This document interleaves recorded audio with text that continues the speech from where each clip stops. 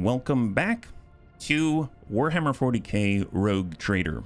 Now, it's been a long time since we've played Rogue Trader, and we were actually able to get through it before any of the new DLC had come out, and since then, I haven't really played it. But Owlcat Games was kind enough to reach out to the Bunny League channel, and they have offered to allow us access to the Infinite Museion DLC with Trazyn the Infinite, new augmentations, new companions, etc., and that's available today. So it was just released this morning, and it's available to everyone on Steam. So I figured today we can kind of take a look at it together. So a big thank you once again to Owlcat Games, and happy Thursday. High five.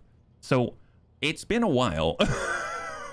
It's been a while since I've acquainted myself with this game and our character. This is the Bunny Trader himself, HBFT von Valancius. And as you can see, we have aligned ourselves with the iconoclast path for the most part, and I believe right now we're level 47. Now, there's a lot of depth and complexity to this game, so I'm probably going to be still kind of refamiliarizing myself as we go through this stream today, but I figured we can kind of take a very specific path to at least expose some of the bunnies to some of the new features in the DLC to see if it's something they're interested in, but try my best not to spoil things. If that sounds good, then you're in the right place. So my plan is we will start by moving forward and discovering some of the new mechanics and new characters. And then after that, maybe towards the end of the stream, if the bunnies are interested, Owlcat has actually provided us with some saves that I've been able to at least take a quick glance at so that I'm sure that I'm not spoiling too much. And then if there's, certain regions that the bunnies want to see, we can jump ahead and just kind of see just a little bit of it without spoiling the story, because it's a very story-centric game. So here we are, and welcome. Hey, Reorcs, high five. So currently, if I recall, the Bunny Trader himself is an officer. So we've got ourselves, we went down the Grand Strategist path so we can designate, I guess, areas that give us buffs, and we can debuff the enemy, stuff like that. And at least in the past, we could give our allies additional turns. I know that new balance passes have occurred since then, and officers have changed since then, so I'm not too sure how it's going to play out, but it should be pretty interesting to see. So very excited to check that out. Now, there are three main new, I guess, tenets of this DLC as far as I'm aware. One is the augmentation system, and we need to go out and find it. So let's go ahead and do exactly that. Right now, I believe we're in Act 4, so we're the act before the end of the game, like the point of no return. So if we go out to the the Coronis Expanse map, and we travel a little bit, I believe it should trigger some things, right? So I know that currently it seems like we've got, under colony management, there are some, I guess, quests that require our attention, but I think I click this button. The void ship management, that's the bridge. How do I get back to the expanse? Here we go. You see what I mean? Takes me just a moment. Yeah, there's a big old button right behind my face, which takes us to the overarching map. So if you've never seen Rogue Trader before, essentially it's like a Pathfinder Wrath of the Righteous type of game, but takes place in the very dark 41st millennia. And out here, we can travel through the warp.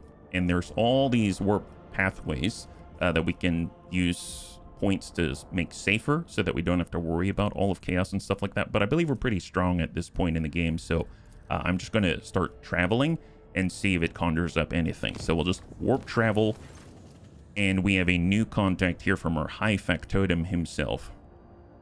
Your lordship, I beg your pardon, but this cannot wait. Drives Master Zira Talar entreats you to visit the Sector Bionica at your earliest convenience. The ancient architect, the sacred implantation throne, is at risk of being lost forever. The relic is unique and as old as the ship itself. It was damaged during the traitor Voitvir's mutiny. Despite the tech priest's ceaseless prayers, its machine spirits continue to fade. It may soon be irretrievably lost.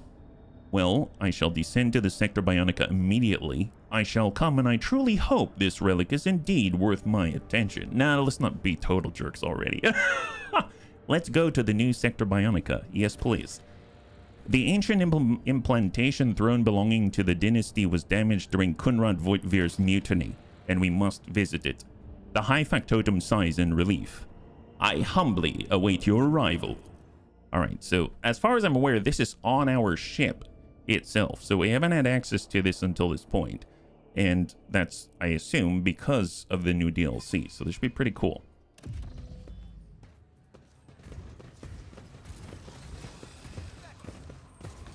I like how we just have a space wolf right next to us.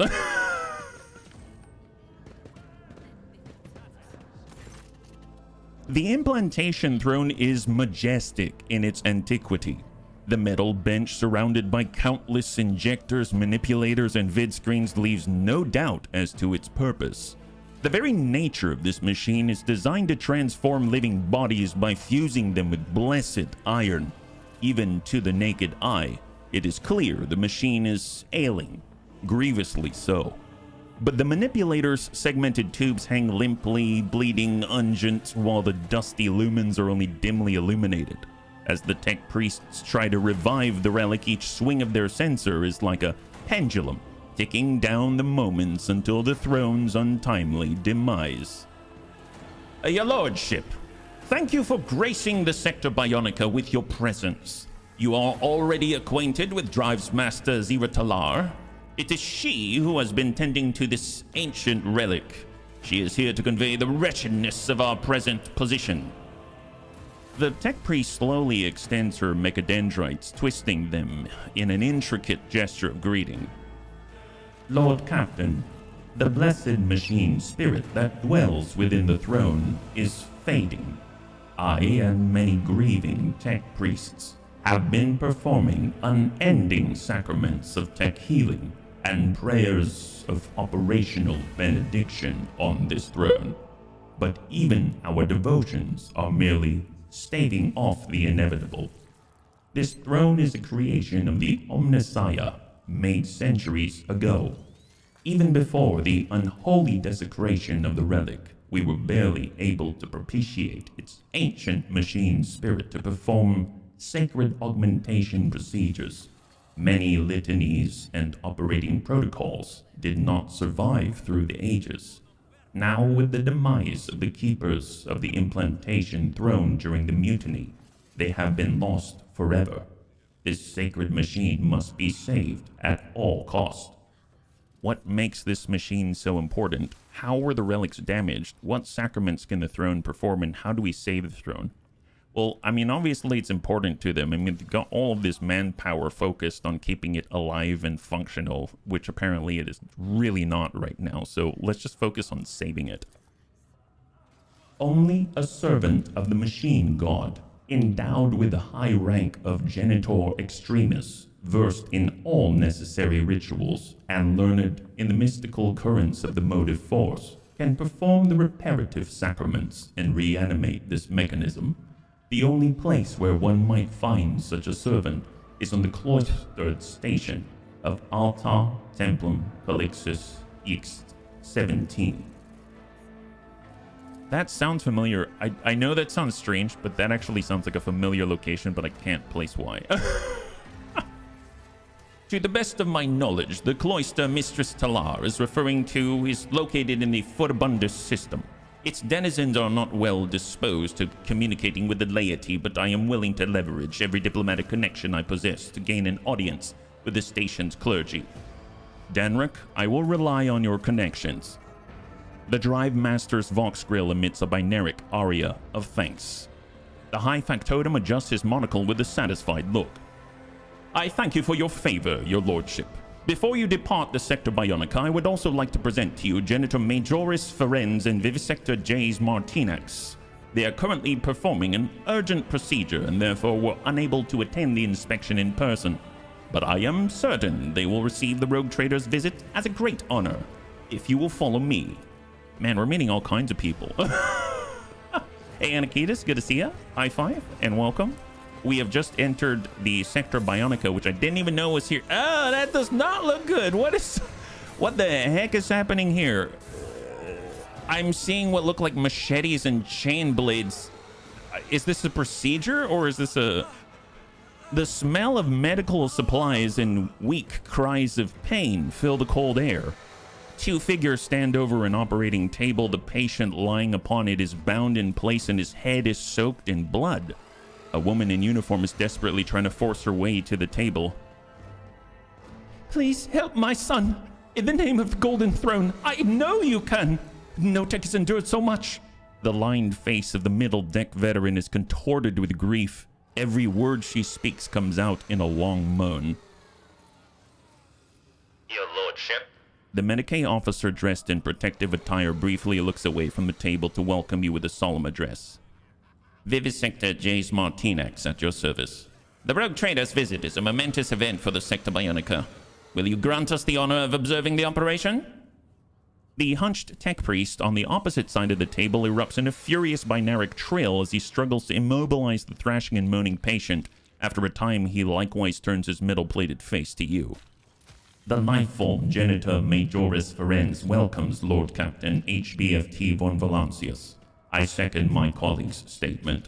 Watch the parrot work. Actually, what the heck is going on, and why are you doing this operation? It seemed like it was important enough that it took both of them, and apparently they're high-ranking people here, so why does it take both of them, and why is this lady distraught at the operation other than the obvious, his head soaked in blood and all kinds of gory things are happening? So we can either watch the parrot work, we can tell us about the operation. I mean, that sounds good. Examine the patient. I'm pretty sure I don't have the medical know-how to do anything about that, and seeing to the needs of a maimed man is tedious work undeserving of the bunny trader's attention. Do your duty as you see fit. Yeah, negative. Tell me about this operation. I need to know more. Lord Captain, a guiding light. My son Notek, he's injured and dying. I carried him here in my arms on my own so the chirurgeons could pull him back from the brink. Please don't leave us. The woman's gaze swings from you to the chirurgeons and back again. Her mental state is obviously unstable. Who's the doctor? Hopefully none from the Adeptus Mechanicus, or the patient's about to be a cyborg. Well, you may not be far off, Anakitas, because after all, one of the new features of this DLC are the use of augmentations. So you may be right on the nose, actually. This may be the introduction to augmentations, and I don't know if this is necessarily how I wanted it to happen, but okay, it's 40k. Still working the injector, Martinax turns his head to you. This young man has suffered a serious head injury that requires immediate intervention.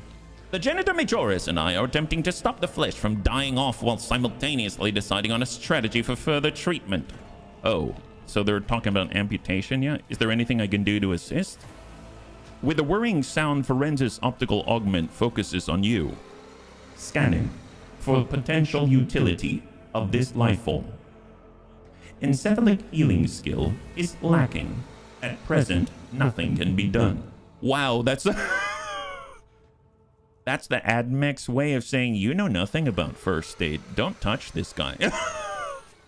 Hey, Jonathan, good to see you. High five and welcome. Yeah, if you're joining us right now, we're currently witnessing what may be the first of many augmentation procedures, and I don't know if I like where this is going, yeah. Do not be so hasty, colleague. Heal with the mind, not with medicaments. That's one of the key wisdoms of the Officio Medicae. The vivisector stares at the wounded man's face for a few seconds. Perhaps your lordship's presence will lend strength to the patient. Try to support the patient while we attempt to stabilize his condition. Examine him. The man chained to the bed is missing the top part of his skull. Oh gosh. The moist pink contents glisten in the lumen light. The patient is conscious. His eyes open, his parched lips are constantly moving as he mumbles. The man's terrified gaze meets yours and he just falls silent. Okay, so my presence has not helped this poor gentleman. That's what I'm thinking right now, yeah? How curious. It seems the rogue trader's presence is indeed influencing the patient's state of mind. Martinax looks back at you with interest. Whether it is a manifestation of devout faith in his anointed or a bizarre form of delusion, it can only be to our benefit. Whatever you are doing, your lordship, please continue. I just stared at him. Continue to just stare at the patient. Smile at the patient. Address the patient. Your mother is here, Notek, and she's very worried about you. Hold on for her. Oh, wow, that's a little white lie there. My goodness, actually quite a big white lie. Who knows? Maybe he doesn't even have his mother anymore. How sad would that be? Address the patient. I have heard a good story can dull the pain. Would you like me to tell you about our extended warranties? You know, that would, I'm pretty sure that would get him to focus on the present and not listen to me. So maybe let's not do that, but that's hilarious. Or we can just look away and not pay attention to him at all. Seeing to the deeds of a maimed man is tedious work. Let's just, should we just, you know what? Let's tell him about an extended warranty. Let's, I've heard a good story can dull the pain. Would you like me to tell you about my adventures? On the one occasion, the man in the beard stares back at you through glassy eyes, his arms held tightly to the bed by straps. Shudder, his face contorting in a grimace. Make the sign of the Aquila. But that was all before I became a rogue. Oh, just keep going. Became a rogue trader. I believe he's deteriorating. I'm the rogue trader, not a soul healer. How much longer do you expect me to entertain him? No, I'll just make the sign of the Aquila and not stop torturing this poor soul. The throne of terror, blazing in his light, turning aside every evil. A quiet chant emanates from off to your side.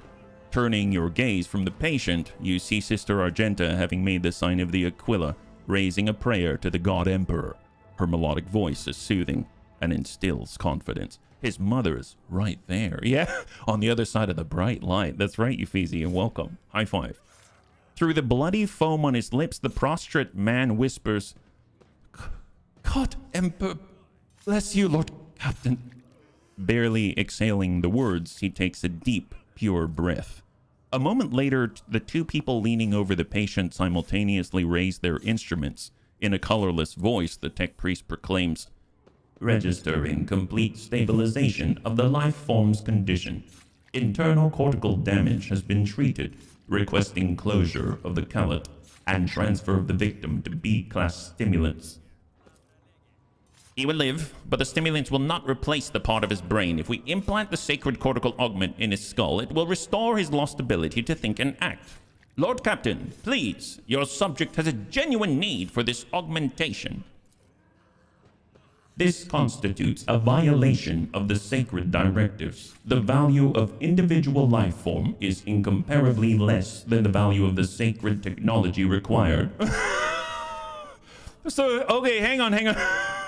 When he was starting there, I thought he was going to go, this is a direct violation of everything that we hold dear to ourselves. We cannot mess with this guy's original form. If it is how he is now, that is how he is. It is how the God Emperor created this man. But instead, the admech said, we cannot do this. The technology is way more valuable than this poor soul. I'm very quickly becoming reacquainted with the world of 40K. My goodness. Okay, my guy. Augmentics of the specified class are rare and are restricted to senior officers, thus dictate the regulations of the Sector Bionica. Who is this man? An expendable life form to be utilized in void battles. One of thousands. He was a soldier from a Voidsman combat unit and a devoted servant of the Emperor. Lord Captain, this young man has been fighting for his life, even through horrendous pain. If you allow the augmentation to be installed, his perseverance will become an example for others to emulate. My only son, he's serving in a void unit. I was the one who told him to go there. My poor no-tech. Oh, that is his mom. I didn't realize. Okay, never mind. His mother is right there. Euphesi, you weren't just talking and you meant literally she's right there. I didn't catch that. Thank you.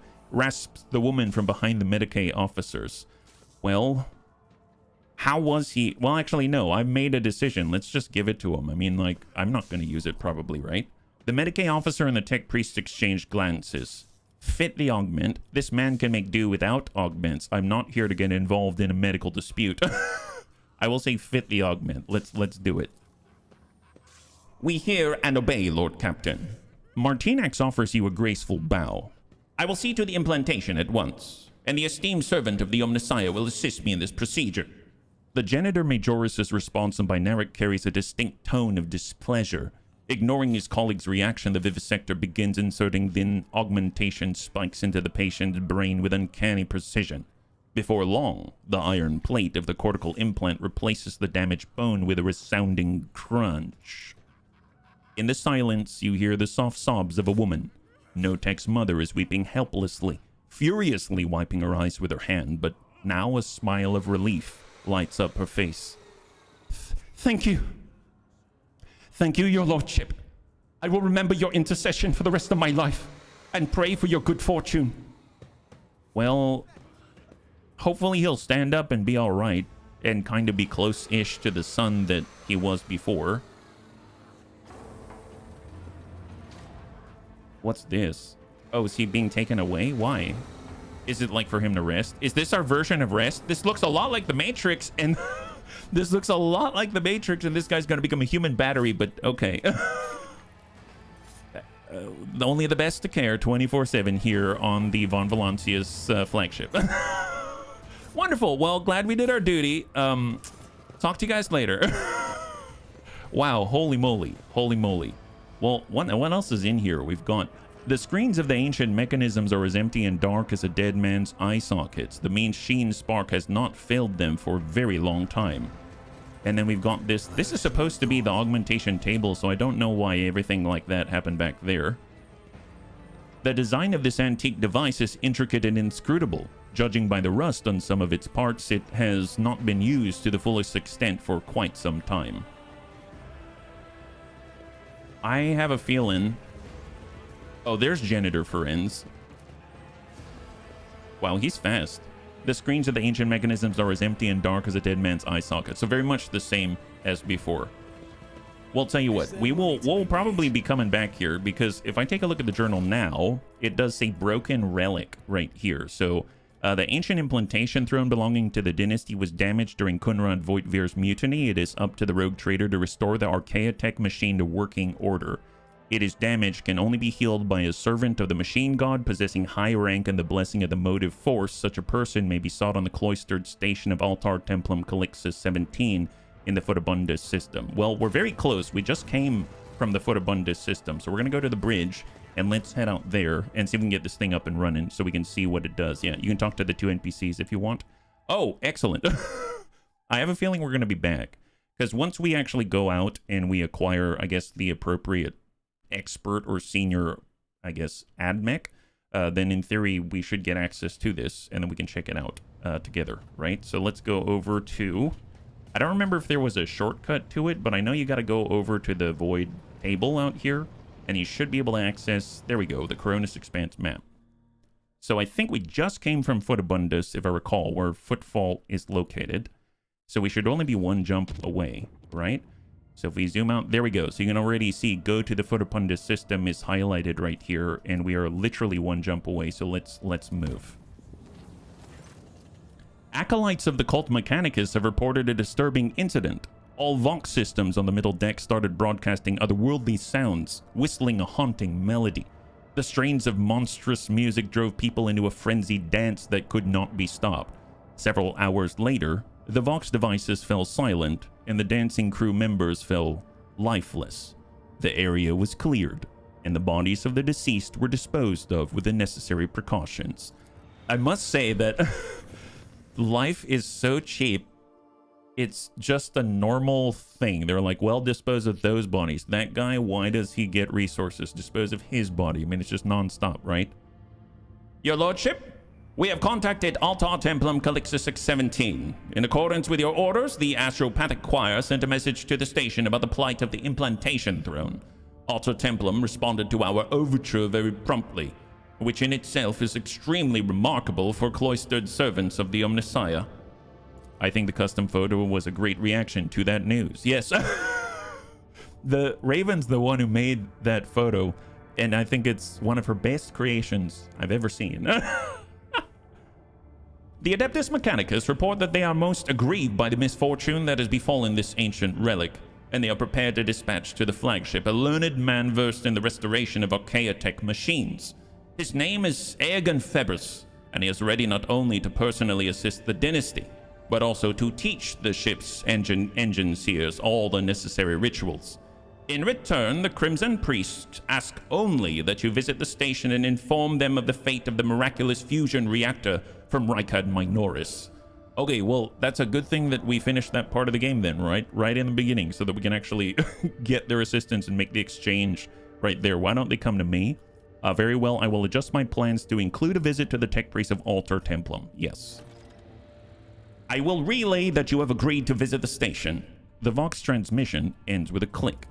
I mean, it's literally right here. In the past, if I recall, we would go here over and over and over, and nothing happened. They just wouldn't really talk to you. So it's kind of cool that now we get to interact with a place that we've never had access to before. So let's head on over and see if, you know, we can exchange news for a whole new party member, because that's another addition to the DLC as well. We have entered the station's orbit, Lord Captain. Awaiting a signal from Altar Templum Calixa 617. For a few seconds, the Vox frequency carries only trepidatious silence, which is soon broken by a rattling voice. We offer up our thanks to the Omnissiah for the intersection of events with a margin of error within the confidence interval. In the infinite branches of the future, this outcome will be marked as favorable. I am Tetria Lima, Logis of Altar Templum Calixa 617, and I appeal to the bunny trader for sacred knowledge. What is the fate of the miraculous fusion reactor from Rykad Minoris? Prepare to do 35 level ups. Why the sudden interest? Well, I mean, they asked for it. I'm not going to ask. I wish to know if you can restore the implantation drone. The reactor remains on Rykad Minoris. Negative deviation from the optimal outcome has been registered. The cumulative completeness of knowledge has been reduced. The Omnissiah mourns this loss. It is difficult to catch any intonation in Tetria Lemma's solemn voice, but the binaric exclamation that follows seems genuinely sorrowful. In gratitude for the expansion of our knowledge of Archaeotech, the tech clergy of Altar Templum Calixa 617 is prepared to perform Grade 3 binaric rites over the machine spirits of your vessel. Genitor Extremus Aegon Febris, a manipulus who has received the benediction of the motive force, will be sent to embark your ship immediately. Omnissiah's blessings. Yeah, she did not sound pleased. You've gained 1,000 reputation with the Explorators. That's awesome. That's free, yeah? Is it DLC already? You're doing a fresh run? This is DLC already, so you can actually access, and welcome Vempone. This is something accessible very early on. We just have loaded up an older save where I'm not too far in the save, and then we are still able to access it even with our existing content, if that makes sense, yeah? So we're just trying to repair one of the first, I guess, like tenets of the DLC, which is the addition of the augmentation mechanic. Yeah. Your Lordship, if I may be so bold as to point out that this learned man possesses a rare combination of skills and is almost certainly proficient in the creation of blessed augments. This is a true boon for the flagship and you personally. Abelard lets out a discontented grumble. All the more peculiar, then, that the Adeptus Mechanicus would so readily hand over one of their invaluable brethren to us. It is unlikely such generosity is motivated solely by magnanimity. Registering the launch of a cargo shuttle on a course for our ship. Okay, so this is another thing. So there's like new areas. You get access to the Museion with Trazyn the Infinite. You get a new companion, and you get new augmentation mechanics. So we're kind of hitting 2 out of 3, it seems, right from the get-go, which is pretty awesome.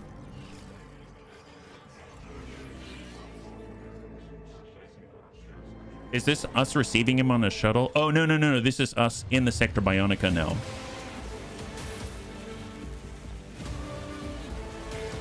Dude.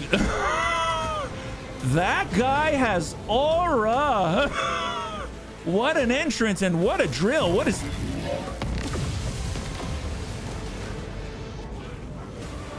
That does not look like how you normally fix things, but I guess it's 40K. Did he just shoot it with a giant defibrillator or something? He's like, come to life. Game over. Wow. Holy moly. That was impressive.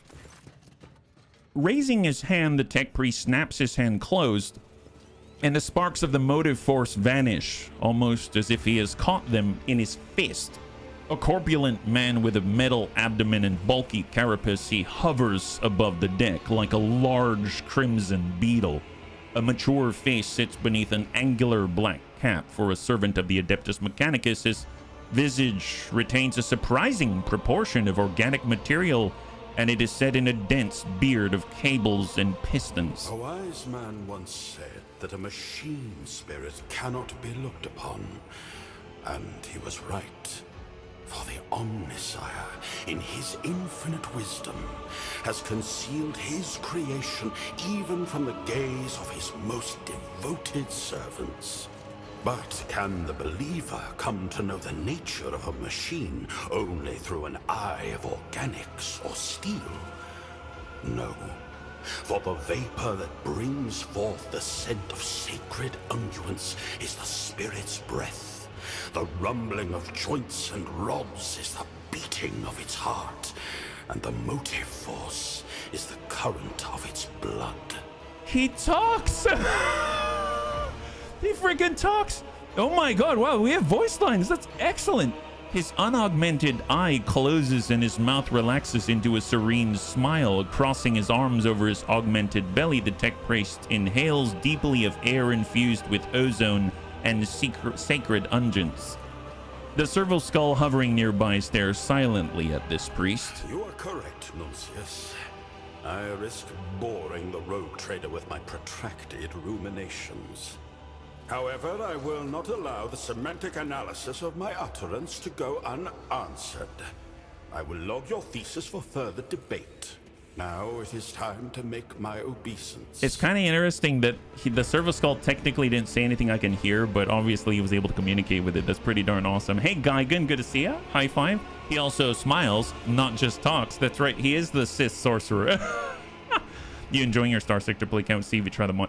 I would love to play more Star Sector. I mean, I guess as a bit of a heads up. So the schedule coming up, as far as I'm aware right now, and I'll try to be flexible, is that today we're going to be taking a look at the DLC for the existing Rogue Trader. Tomorrow we're going to be starting a brand new Rogue Tech career from scratch. And then on Monday we're going to be taking a look at the Dark Heresy beta, because we've been given access to that by Owlcat.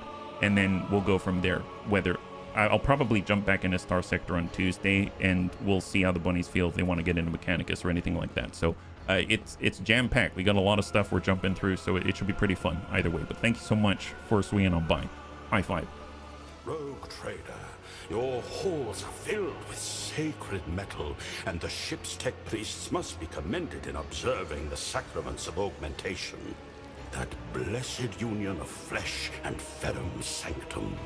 Beholding this charges my galvanic coils with exultation. I, Genitor Extremis Eogun Febris, greet you and thank you for the opportunity to grace these ancient mechanisms with the gift of operation.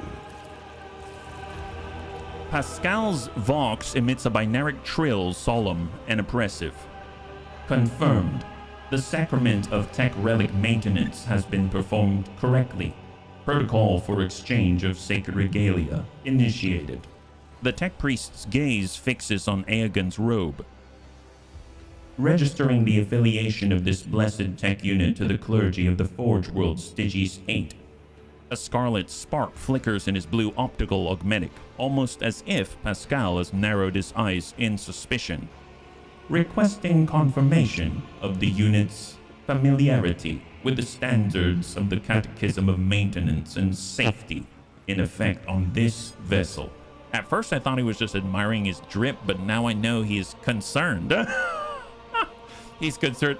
I'm glad, Uffizi. I'm glad. Good games coming from good RPG companies. Expand. Oh, I want to play that too, so badly.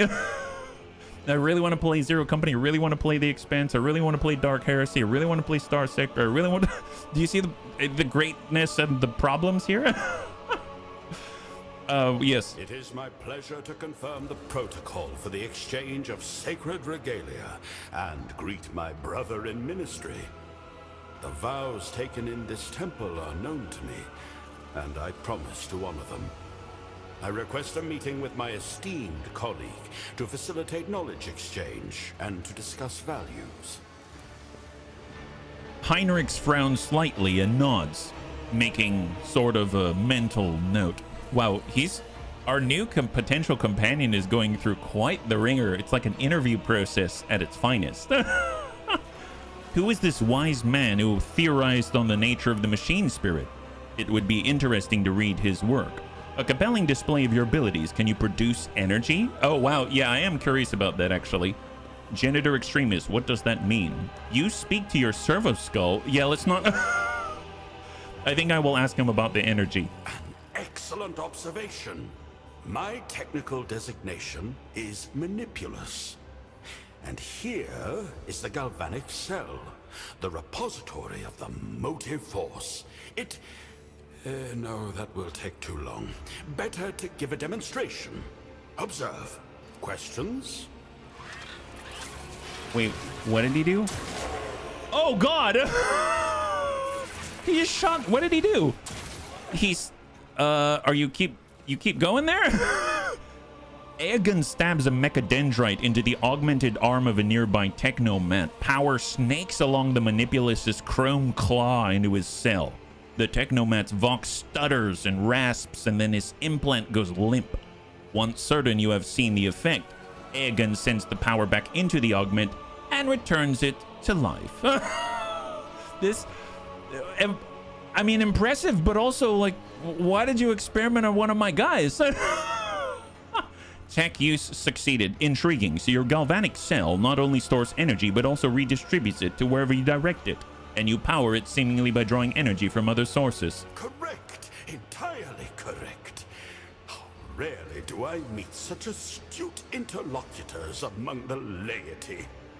I respectfully initiate a request for an audience.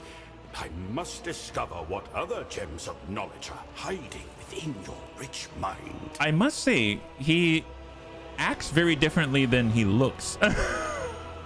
I will say, thank you for your help. Where will you go next? Your thanks are accepted, but my service is not yet at an end. And welcome, Sebastian. High five.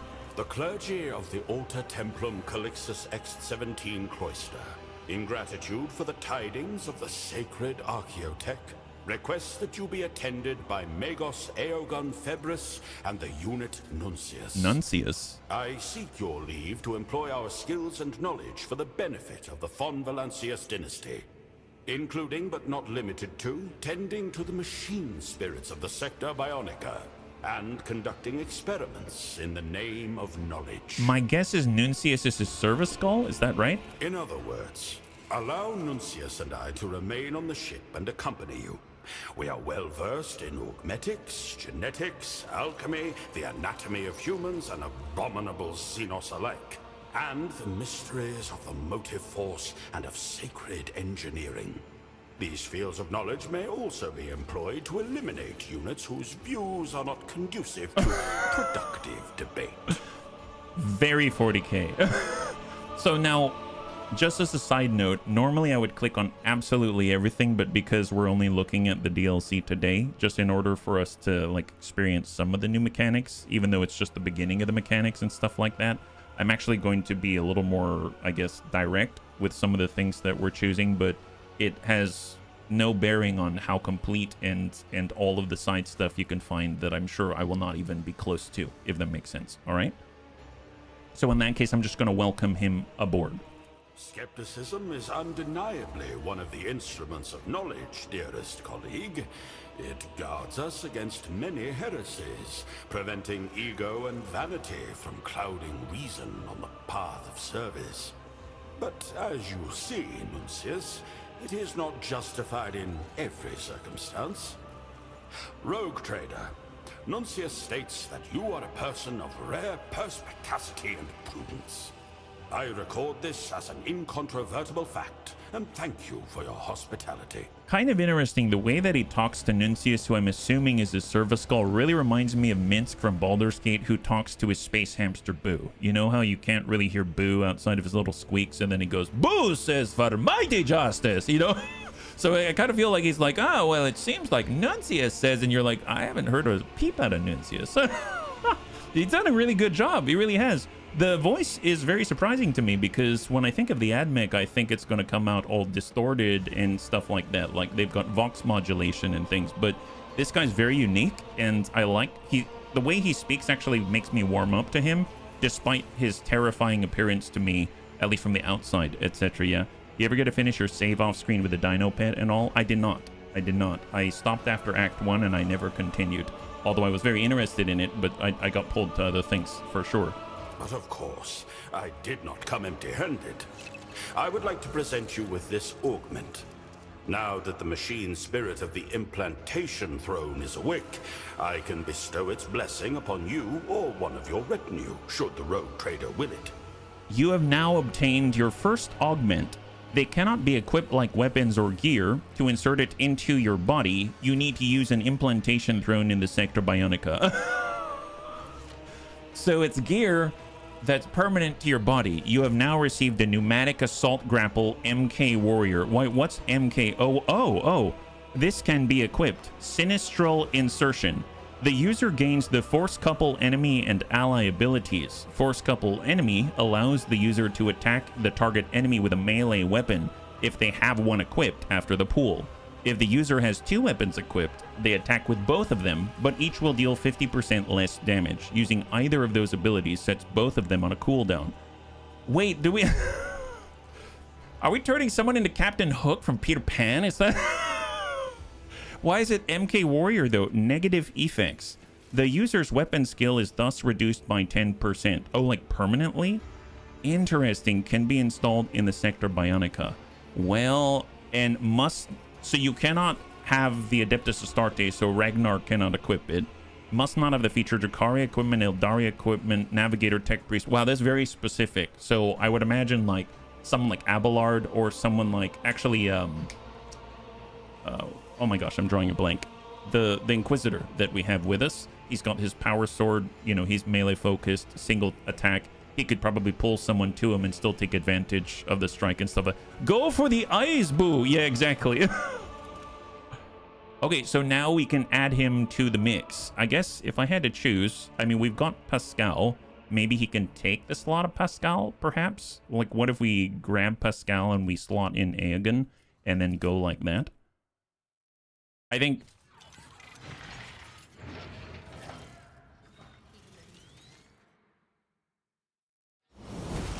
Oh my god. Hook, where's the hook? If you want him, you can now get a lot of augments from the faction shops. Probably have unlocked a lot of lower levels. Oh, nice. Thank you, Euphesi. Thank you. We definitely have to revisit then. Well, if we go over to the table... Oh my god. Augmentation directly modifies the character's body. In contrast to equipping gear, installing an augment is permanent. An augment cannot be unequipped, and it can be replaced only with another augment. If removed, it is replaced with a basic augment. The original body part cannot be restored. I guess that makes sense. There are several ways to install an augment. You can use the implantation throne, speak to the high factotum on the ship's bridge, or even open the augmentation menu on the rightmost part of the Coronus Expanse map. To install an augment, drag it into the corresponding insertion on the character diagram and click Install. Each augment will provide you with unique active and passive bonuses, but always applies an unavoidable negative effect. When the character suffers a trauma to the corresponding body part, the installed augment will malfunction. Its positive passive effects are thus disabled until the trauma is healed, while its negative effects will remain. Installing augments inflicts stacks of the Ferrum Sanctum effect. For each augment installed, the character suffers 15% more shock damage from arc grenades and other effects that electrocute the target. Oh, interesting. I did notice, I'll show you in just a moment, I noticed this, I guess, debuff that was on a lot of characters, and I had no idea why. I guess this was probably added with this mechanic out here. A character has 6 augment insertions. 1 optical, 1 cortical, 1 somatic in the torso, 2 insertions in the arms, sinistral and dextral, and 1 musculoskeletal insertion in the legs. Some companions possess unique augments that can be replaced, but other characters cannot install them. Cassia, Space Marine companions, and Xenos companions cannot install augments. Okay, so there's me. man, I'm looking swole. There's good old, is it Fenrix, I think? Gosh, what, I wish I could see his name. I would have to look it up. And then we've got our Sisters of Battle. She can actually install them as well. And if you look at like Abelard right here, he currently has 1 stack of this. For each stack of this effect, the creature suffers plus 15% more shock damage. And if you take a look at Pascal, he's got 4 stacks of this thing. Stack 4 out of 1,000. So he's going to take massive shock damage, or he's very vulnerable to it. Now, if I click on Abelard, I bet he's already going to have an augmentation, right? Yes, and it actually fits his character model. He's got the optical insertion. Abelard deals 5% more damage for each ally still in combat within a 3-cell radius, but he will also deal 10% less damage if at the start of his turn there are no allied characters in his line of sight. So he wants to protect people, you know, be around us, stuff like that. So I guess, I'm guessing Pascal has 4 augments. Is that what it is? 1, 2, yep. Right there. So he's got a fixed one, the mandated insertion. Forge World characters gain 18% critical hit chance. Vertebral insertion. Pascal gains Machine Spirit Communion. Pascal's tech use is increased by 11, etc. What's really cool is that in the past, I just kind of took like, oh, this character has these passives. They're unique to him. That's awesome. But I didn't really give it any thought as to why. And here it's sort of, there's something associated with it. And in theory, you could even swap them out for other things, which is pretty darn awesome. I would assume this one cannot be changed, but these other ones, as long as they've got this lock, maybe you can swap them out. But it seems like cannot be equipped by this character specifically because he is a tech priest. Now, what about our Inquisitor? So he has the access to this, and if we take a look at his abilities, so character, I just want to double check that he's actually, I have him set up as a melee. Because that would suck if he wasn't, right? So, because we're going to lose out on our weapon skill, I believe. So he's got a weapon skill is 65, and he has a single elite power sword. And if we take a look at the augment right here, it does say his weapon skill will be reduced by 10%. If we take a look at it, it's at 65, so we're going to lose 6.5, so we'll be down to just sub 60, so like just below 60. I guess it's not horrible. And he only has 1 melee weapon, even though he's dual wielding. And so I assume it means it's going to attack at full strength. So Force Couple enemy allows the user to attack the target enemy with a melee weapon if they have 1 equipped after the pull. If he has 2 weapons equipped, they attack with both of them. Oh, okay. So I guess it doesn't specifically say melee weapon if you have both equipped, because he has been dual wielding, 1 range, 1 not. So they're both going to deal 50% damage unless I were to, you know, have him 2-hand this single power sword out here, yeah? Hey, Thrake, good to see ya. High five. We're about to fit good old Heinrichs. Oh, Heinrichs, there we go. Heinrichs with a Captain Hook arm is the idea. Although I guess just in case, we can also double check Abelard. Although he's not in the party right now, so we'll put it on Heinrichs. Let's do that. So I'm sorry, Heinrichs, you're first to go.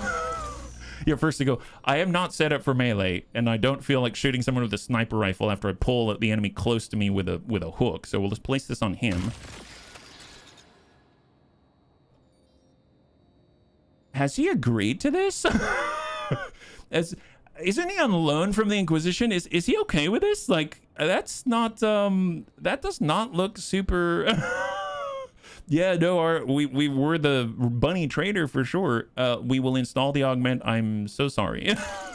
This augment has been embedded in Heinrich's flesh. Well, it looks like he got rid of some flesh in order to embed it in the rest of his flesh. So, I mean, I guess it's a good trade. My, oh my. So if we take a look at his weapon skill now, in theory, it should be like 59, right? So 59, exactly. So it did round down to the 10%. So it was 6.5, and we got rid of 6. And so therefore he's got 59 weapon skill. Hopefully it'll still be sufficient. I mean, at the very least, he'll be able to blast someone with an Inferno pistol at point blank. And that's probably a good thing, despite the fact that it's half the damage. But hey, half of 30 to 40 is still kind of insane. Now we do have Aegon, and Aegon is brand new. We just got him. He has to be leveled up a butt ton. To be honest, this is a little intimidating because it's been a long time since I've interacted, and to update this many things without understanding what it does, I guess is you know, I'm just sort of clicking. So maybe we can take a look at some of the special things that he has access to and then try to focus on that, right? So origin talents. Like if we take a look at Cassia as an example, we go to talents, we scroll all the way down. Obviously, she's got a lot of stuff, but she's got specific origin talents. And she also gets access to, just to double check, I think it's under archetypes, under her details. And when you click on places to upgrade, do they have stuff for her eye? Here we go. So like navigator specific skills. This is specific to her class, right? So I'm going to be looking specifically for things specific to good old Aegon Febris. Yeah. He signed the waiver. He should have read the fine print. Yeah, well, he didn't know apparently what he was walking into, and there it is. So he already comes with 15 points applied as an officer. So we got another officer added to the field, it seems. Lasting impression. He's got logic. Where is he leaning towards? So if I take a look at how they've put his points, they chose tech use, fair enough. They chose intelligence, interesting. More intelligence, more tech use, ballistic skill. So they're not doing any sort of close quarters thing. They want to make him shoot, it seems. Logic. For the skill is affected by the intelligence characteristic. And then we've got calculated relations, can use persuasion, coercion, commerce, based on intelligence instead of fellowship. So that's good to know, because then I probably want to put more points into his intelligence, I suppose his tech use, and his ballistic skill. So he's also going to be ranged in this case, I assume. So if we then back out from there and go to the next, we get to choose. There's Vanguard, which is kind of more in your face, I believe, right? So as we go to the next tier, it says an unstoppable force on the front line and a beacon for their allies, even when facing extremely heavy fire. A Vanguard only grows stronger in the crucible of battle. So maybe that's not the right choice for him. So then we'll probably go with some of the others. Right now, HBFT is a ranged character as a master tactician, and then we've got a grand strategist as well. I'm just dabbling in that right now. So I guess the thing that we're missing the most is a grand strategist, because I pulled out Pascal. So maybe I can utilize that. I don't remember what I have. I've got grand strategist here. We've got master tactician here. We've got Arch Militant because they're a warrior, so that makes sense. And then Ragnar's also Arch Militant. So you know what? Let's go with Master Tactician, because that's something I'm more familiar with. You know, he's a new skill monkey. Yes, we need the tech use, and we got rid of Pascal, so I'm glad to have him. So Master Tac. So tactical advantage. Up next, we get to choose an ability. They already have earmarked some of them as a recommended. Inspire. I use that quite a lot, at least as an officer. Linchpin, Strong Point. Strong Point I haven't used as much, if I recall. But Linchpin and Inspire definitely. But if we take a look at the bottom here, you can see Manipulus has specific things. So Manipulus has charge distribution. Aegon grants electrified strikes to himself or an ally within 7 cells for 1 entire round, allowing the target to deal additional shock damage. To use this ability, Aegon must have at least 2 stacks of potential energy, which are then removed afterwards. That's kind of cool. So if he wanted to, he could probably give this to someone like Heinrichs. Heinrichs can then pull someone in with a hook and then smack them with electrical energy and just discharge it. That'd be pretty awesome, actually. I dig that. And it allows our Aegon buddy to stay far enough away to shoot, so that's pretty cool. He's got Defend the Divine Work.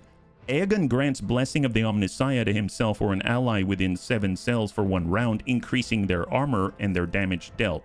Blessing of the Omnissiah, this creature's armor is increased by something times his intelligence bonus, so that's very important. So we will want to keep pumping up intelligence, and then we can like buff Heinrichs on the field on the front line, or Ragnar or something like that, right? And the damage it deals is increased by armor after all modifiers divided by 10%. So we give them more armor, they deal more damage based off their armor.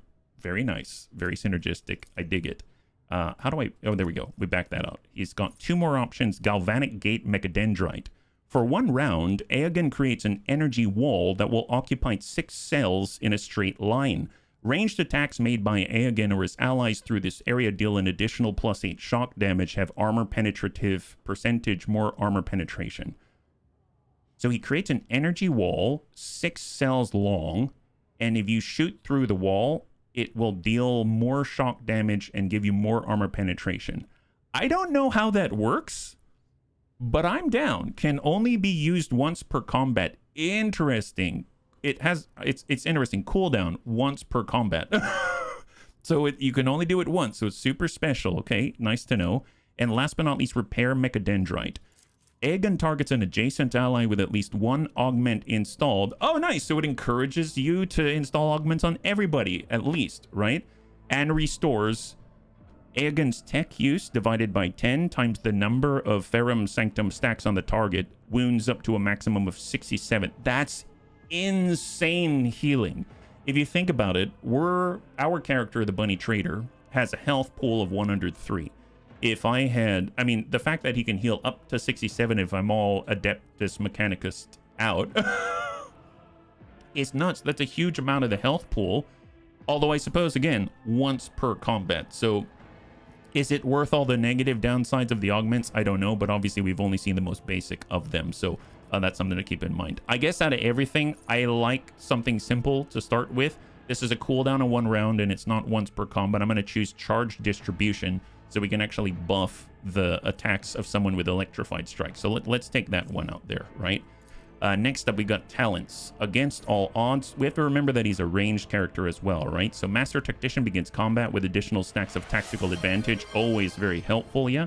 Antonides, thank you so much for the redemption of Hydrate. High five.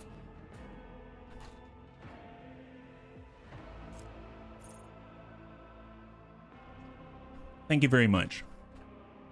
We've got Hidden Advantage. All Master Tactician abilities work as if the Master Tactician has 4 more stacks of tactical advantage. That's very powerful. Very powerful because it gives you a head start whenever you're using your abilities as if you already built up stacks, and that's massive. That's massive. We've got Orchestrated Firestorm. That's their special. So selects a zone. All allies that have line of sight, they make an immediate single attack against a random enemy. Awesome. Improvements. Grants +1 additional action point at the 20th character level. And then we get to choose, well, we said that we wanted ballistic skill, we wanted intelligence, and we wanted, I think, tech use, I believe. Now, I almost feel like instead of ballistic skill, currently he's at 35. That's not great. And, I mean, he definitely needs help. But if we make him more of a buffer, let's say, then maybe I'll focus on intelligence first and then ballistic skill later. So let me do intelligence, even though it recommends ballistic skill. He's just going to be able to shoot, but he's really going to suck at it, apparently. Even his weapon skill is higher, which is an interesting one. Oh, that's odd. Choose a characteristic. Well, ballistic skill, intelligence. I'm going to just keep maxing out intelligence as much as I can because it seems to synergize with his skills. And I'm curious, I believe these talents, do they include manipulous ones? I don't think so, right? These are just the basics, I believe. Yeah, other. And then the recommended for Master Tactician. Well, against all odds is awesome. Begin combat with more stacks of tactical advantage equal to the number of enemies. Often we're fighting quite a lot. We could do Inspire. I love this one. Oh, wait a minute. We got more manipulous stuff. I'm going to take as much manipulous specific stuff as I can, and then we'll get into the actual, like, the goodness of the Master Tac, yeah? We've got Blessings of the Omnissiah. It gives more armor and damage dealt. That sounds awesome. Let's do that. So we're going to do Defend the Divine Work. That'd be great on someone like Ragnar, who's going to blast someone in the face with a big old power axe, yeah? After that, we got Choose a Talent, and these are not manipulous specific. Joint Offensive is great. If I recall, gain +1 stack of tactical advantage for every hit they score on enemies. I mean, that's super helpful, even though I guess his ballistic skill's not that high right now. Although, what's Nerves of Steel?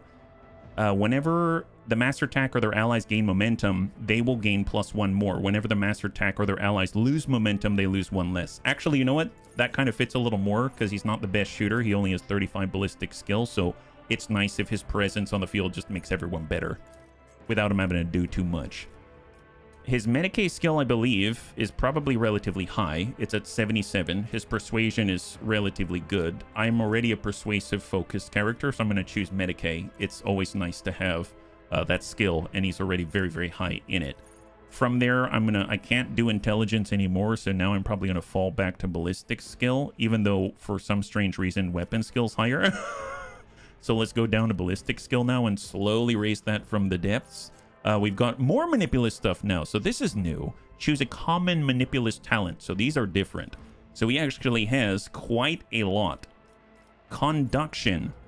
When a creature affected by electrified strikes ends its turn, each creature damaged by this effect will trigger it again. Very cool. Features charge distribution, so that's where we buff our ally, and they deal electrified shock attacks, and now you'll get more effectivity out of it. Electroconvulsive Therapy. Aegon can target enemies with the Bring It Down ability. In this case, its resolve is reduced by 100% for 1 round, and the target immediately attacks the closest creature. Then the target suffers -8 to all characteristics. A target affected by Ferrum Sanctum becomes stunned for a round unless it is a powerful enemy. A target not affected by it suffers +1 stack of Perplexed for 1 round, which is a nasty debuff across a lot of skills. Each target can only be affected by the ability once per combat. That sounds like something you could build on, but I'm not ready for that level of complexity yet. Excess energy. At the start of his turn, Aegon gains an action point if he has at least 7 stacks of potential energy. That's an interesting one. I'm tempted. It's nice to have a passive like that. I guess the thing is that if we're using his other abilities, like I think it's called Charge Distribution as an example, it says to use the ability, you must have at least 2 stacks, which are removed afterwards. So there's a tug of war between storing them and gaining more AP and then dumping them and losing that extra AP. But it's nice always to have a passive. I'm just curious if there's something better, but I'll mark that as a favorite just in case, because right now I like the simplicity of it. Galvanic Reaction. Whenever an enemy attacks an ally affected by Galvanic Field, the enemy suffers 32 shock damage. And Galvanic Field, this creature suffers no damage from Aegon's ranged attacks, including Magna Rail Blast and Transonic Wave. That one flew over my head a little bit. I'd have to look at his equipment, I think. We've got Induction Transmission. When Transonic Cannon is used against creatures suffering from burning, the power of burning is increased by +7. So I just want to point out that this is really great, especially if we've got our Argenta and she's got the Heavy Flamer. Like, that's a lot more, and that's an AoE big cone of just nastiness. But obviously we went with Heavy Bolter, but that could be very strong. Super buff. Lost Energy. Enemies hit by Aegon suffer 15% more shock damage until the end of combat. It does not stack. I really like that as well, because it doesn't really take away from his whole stack building and dumping, right? Potential difference. After Aegon uses the Magna Rail Lance, the next instance of shock or energy damage that he deals within 1 round is increased by 32%. Sounds very powerful. If he is a powerhouse of shooting, then that's great. But then again, his ballistic skill's not great right now. Reserve Optimization. At the start of combat, Aegon gains +1 more stacks of potential energy. Very nice as well, because it's 1 closer to what you need in order to do this charge distribution, because you need 2 stacks. So I may just take that outright. But Machine God's Protection. A creature affected by Blessing of the Omnissiah will gain critical hit chance, and critical hit chance on attacks made against this creature is reduced by a certain percentage as well. And it's based off of the Ferrum Sanctum stacks, and that's it. So the more augmented your ally is, I guess, the better the effect you'll get. Trajectory Calculation. Aegon gains +19% block when targeted with ranged attacks. I mean, that's always helpful. I like the passive. And Transcranial Stimulation. Aegon can target himself with Bring It Down. In this case, his resolve is reduced for a round. He does not gain AP, but he can make an additional attack and get +8 to his weapon skill, ballistic skill, agility, and perception. It sounds weird and it sounds bad, but I'm going to note it just because it sounds like it might be able to offset some of the, lack of ballistic skill that he actually possesses, right? In the other end here, he has the ability to restore wounds to an ally and regain his own wounds, but he needs Repair Mechadendrite first. That's the 1 time per combat ability, but it unlocks this, and that sounds very powerful. So I'm guessing, especially because those are things you usually have to come all the way back to the ship to take care of. And then High Voltage. Allies that move through cells occupied by the energy wall gain +4 movement points once per round. Enemies that pass through the energy wall suffer 4 up to a maximum of 19 shock damage. And again, one of the things that I really like about Rogue Trader is that in this system, you can mouse over any tooltip and it will actually expand and show you more, right? So I was curious. It said that if the enemy passes through the energy wall, they'll take up to 19 damage, and we're only going to deal 4 right now. It's because our logic is not high enough. So the more that we increase his logic, the more effective his wall is going to be, and the more powerful High Voltage will be. So that's very good to know. We'll keep that in mind, because logic, tech use. Actually, speaking of which, for our medical, could we have done logic? I'm going to do logic instead, actually. So I'm going to go back, and instead of Medicaid, I'm going to take logic just because of that. That sounds awesome. So later on, we'll take the wall, so to speak. If we take a look at everything else, got a talent, but it's not manipulous specific. So we're going to come in with Joint offensive. Gain +1 stack of tactical advantage for every hit they score on an enemy, and I know if he's got plasma, he's going to do AoE. We can choose again. There's tech use as the priority, and then logic as the fallback, I'll say, right there. Out here, we've got characteristics already maxed out on intelligence, so we're going to fall back to ballistic skill now. Last volley can now get upgraded. Master attack and one random ally make 2 attacks instead of 1 during the orchestrated firestorm and last volley. Can be used multiple times per combat, once per turn. I mean, that's really crazy. I don't remember that one. That seems really powerful. All allies, including the master attack, have a weapon capable of burst attacks. Use a burst attack instead of a single attack. All allies, including master attack, have a weapon capable of area attacks. Use area attacks instead of a single attack. I'm just going to do the can be used multiple times per combat, once per turn. That sounds ludicrous because that's such a powerful ability. That's awesome. Out here, we've got more talent, suppressive fire. All enemies hit by the master attack have 10% higher chance of hitting cover when shooting at the master attack's allies behind cover. Or brink of death, the master attack deals 12% more damage to targets with less than 50% wounds and heals 20% more wounds for targets with less than 50% wounds. I guess he's not really healing yet, but if we get the repair mechadendrite, he will. So, sure, why not? Why not? Although suppressive fire is pretty darn powerful, but I'm going to do brink of death just because I want to play with his repair mechadendrite.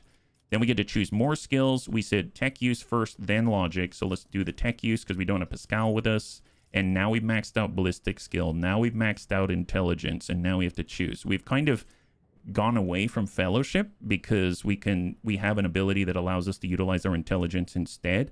So, and then we got our willpower. It's really low. Our toughness is really low. Our agility helps our initiative. And then our fellowship is just not so great. So maybe we'll up our weapon skill because he probably will get people close by. And he actually has multiple servo arms and stuff like that. And we'll see how that plays. For common talents as a nice character, it does. It's very, very in-depth. And I have to admit, it's quite intimidating. And I'm trying my best to move through it rapidly, but at the same time still consider everything. But it's pretty darn awesome. Oh, this is new. So we didn't have access to this before. So this is Machine God's Protection. Oh, no. We did see this one. Never mind. So the nice thing is I've earmarked these already, so I can keep these in mind. To start, right? So there's trajectory. This is gain more block when targeted with range attacks, and it's based off of your logic and your tech use. Nice! Dude, I'm gonna get that. So every time we buff up our logic and our tech use, which we have been doing just as much as we possibly can, we just get straight block even if we're standing out. That's crazy. That's so good when people try to shoot at you. And then he gets to choose an ability. We got Manipulous specific, so I'm going to take Repair Mechadendrite. That's going to unlock some of the other talents available to us. As far as this, we've got Suppressive Fire, Heroic Inspiration. I think I'm just going to take Suppressive Fire. That was, I don't know how useful it's going to be on him, but we'll see. And then we can choose, I guess I'll just keep buffing up his weapon skill here. And then we'll do logic because we maxed out our tech use now. Perfect. And logic will keep helping his other abilities. From here, we got master attack specific abilities now. Allied coordination, extra dodge, comfort and conformity. I don't remember a lot of these, if I'm perfectly honest, so I'm kind of skimming. Grenades and medkits cost less. Critical hits scored by this master attack grants extra momentum based off resolve. Heroic act used for very first time in combat. Next archetype ability will have its cost reduced to 0. That's pretty cool. I mean, it's once per combat, but considering that our heroic act can be used multiple times in the combat, that's kind of interesting. Heroic act, master attack gains 5 fellowship. His fellowship's really low though. Logistical superiority. Whenever the master attack ally uses a consumable item, you will gain 2 stacks of tactical advantage. That's strong. That's very strong. I'll earmark that one. Because other people can do stuff and he'll get more stacks. Every enemy killed by this master attack increase master attack resolve by 1 until end of combat. That's strong. Salvation, stacking the deck, stand resolute. Whenever the master attack heals an ally, the ally gains resolve. Support the advance. If momentum's higher than 125, first burst attack or area attack will cost 1 less. Tactical respite. When the master attack reloads, all allies will also reload their weapon within a 3-cell radius. Is he going to be around everyone? Probably if he's ranged, and we do have a lot of ranged people, but it's a 3-cell radius. Can we maintain that? Do we have a gun line? If anything, I guess it'll help HB But I guess everyone else kind of does move a little bit closer to the enemy, so maybe we won't get full advantage of that. And press the advantage, ignores cover, and dodge. Empowers their next attack to deal plus 4% additional damage for every stack of tactical advantage the master attack has. Oh, wow, that's awesome. I will take that. I will take that, because he does have that ability, and we do use it on our allies quite often as an officer. So from there, I'll just keep pumping up his weapon skill. I mean, it might make sense for me to pump up toughness instead, but I'm just going to stick with it so we can do... He has got choices. And then now, because we've got the repair mechadendrite, I believe, was it nope, galvanic reaction. One of these, that's defend the divine work. Here we go. Aegon will now restore wounds to an ally and also regain his own wounds. Do I want to be in that situation? Now that I'm thinking about it, let's change repair mechadendrite to galvanic gate. That's the one where we put down the big ol' cell line, which has actually increased to 7 now instead of 6. Why is that? It's because of our intelligence bonus. Excellent. So the wall gets longer and we deal more shock and armor penetration through that wall. And then now when I move forward, we should have unlocked something different, right? So if I mouse over, got conduction, charge distribution. When a creature affected by electrified attacks ends its turn, each creature damaged by the effect triggers it again. Galvanic reaction, high voltage. Here we go. Allies that move through cells occupied by the energy wall gain 5 movement points, and enemies that pass through the wall will take more shock damage, up to 23, because we've been buffing the rest of his stats. That's awesome. And then last but not least, we can buff our ability again. One random ally makes 2 attacks instead of 1, or we can do burst if they have it, or area of attack. Most of us do burst, so I'm going to choose burst. And then I think we will say complete, and we are now at 35. So we can... I forgot how many things there are at a level. This is insane. Okay, well, we are at 47, right? So that's not too bad. Okay, let's... I swear I'll try to make this as efficient as possible. Hey, Mazmit, if you're joining us right now, we're looking pretty briefly, I'd say, on a very in-depth new companion that we have acquired. I started at level 15. Now I got to level him up to catch up. So I'm just choosing stuff that seems to make sense. I realize there's a lot of crossover that I could take advantage of, but instead of looking at everything, let me just mouse over. All damage dealt by the characters increased by 3% until end of combat for every new enemy damaged by them this combat. Character gains willpower. He doesn't have much of it, and he will have ranged weapons. Critical velocity, critical hit chance, critical damage increased by 5% of their dodge. I don't think he has much dodge. Does he have much dodge at all? I believe it's an agility, right? Yeah. Dodge reductions equal to half of their agility. Yeah, something... Oh, here it is. Here it is. Dodge is 55. Actually, not bad. 55%. It's kind of nuts. There's the 30... Yeah, it's 35 levels, but I got to go to 47. I'm going to 47 to bring him up to parity, right? Whenever he kills his first enemy, character immediately makes an additional action against the closest enemy using whatever attack costs the least AP. This attack deals 30% base damage with a 10% bonus for every difficulty tier of the first killed enemy, and deals 40% damage in total. That's pretty awesome. But I guess my biggest thing is that he's kind of a buffer, right? The start of the character's turn, they restore 10% of their maximum wounds. If the character has less than 20% of wounds left, they restore 20% of their maximum wounds instead. What? At the start of his turn, he will restore 10% of his health. If he has less than 20% of his wounds left, they restore 20% of their maximum wounds instead. That's crazy. How much?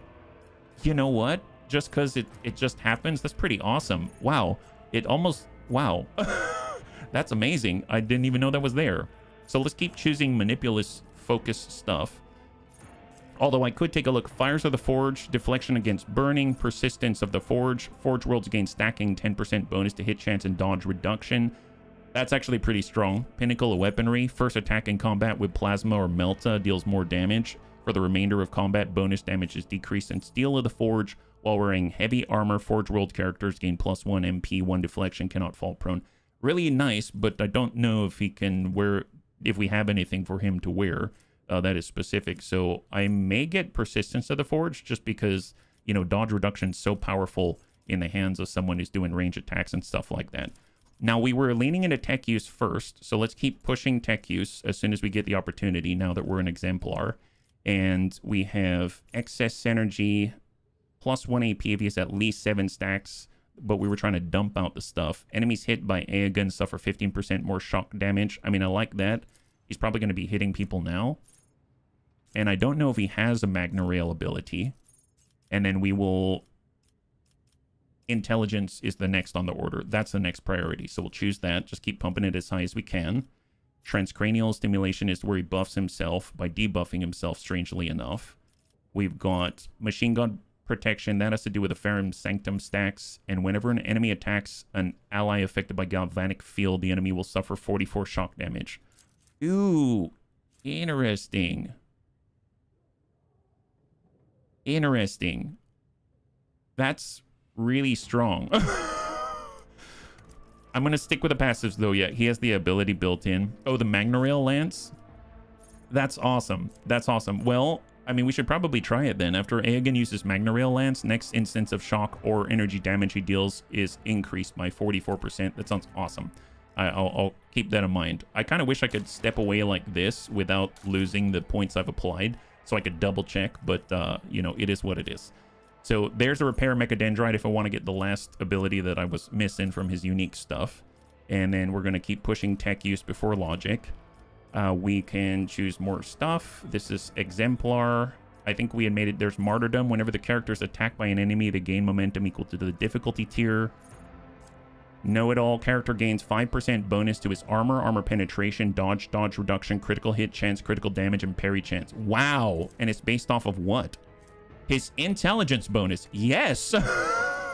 That's incredible. Wow. I didn't even know about a lot of these. That is so good. That is so good. And here we go. At the speed of thought, that allows us to restore wounds to an ally and regain our own wounds because we have Repair Mechadendrite now.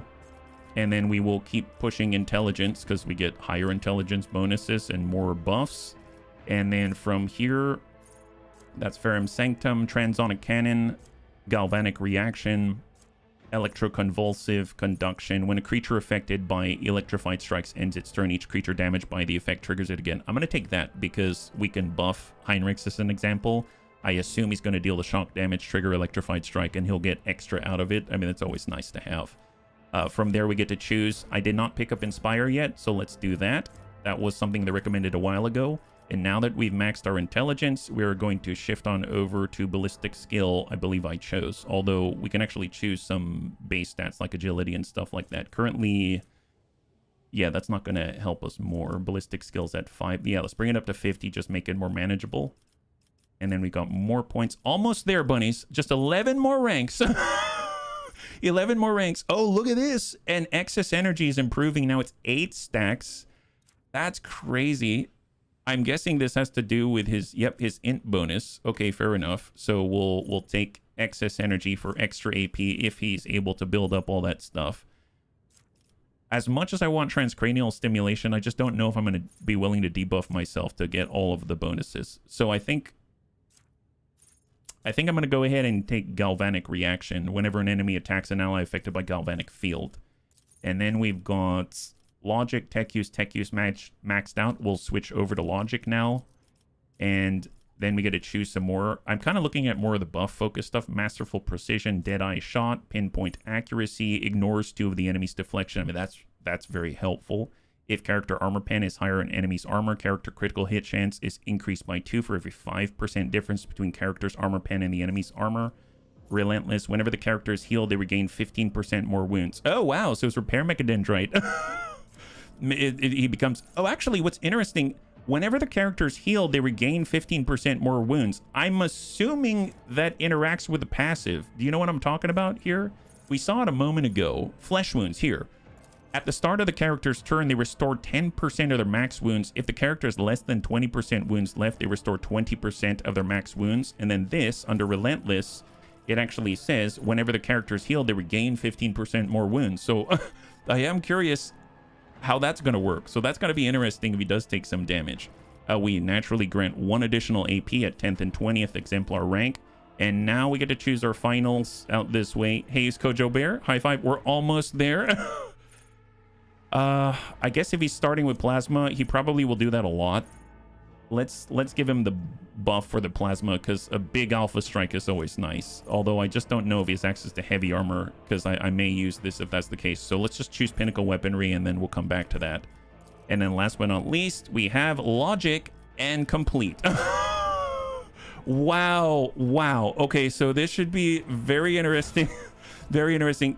What kind of gear does he have? Plasma gun and an Omniscient axe and no equipment. Okay, fair enough, my guy. Now, I was interested. Does he actually have the Magna Rail Lance as an ability, right? So, I'd imagine it's listed somewhere if he has it. And I don't know if it's under... I believe it'd be under active abilities, right? Magna Rail Lance, unless it's specific to plasma or something. I actually don't see it, so I'm not entirely sure. Oh, here we go. Magna Rail Blast. So he does have it here. Cooldown rounds 1.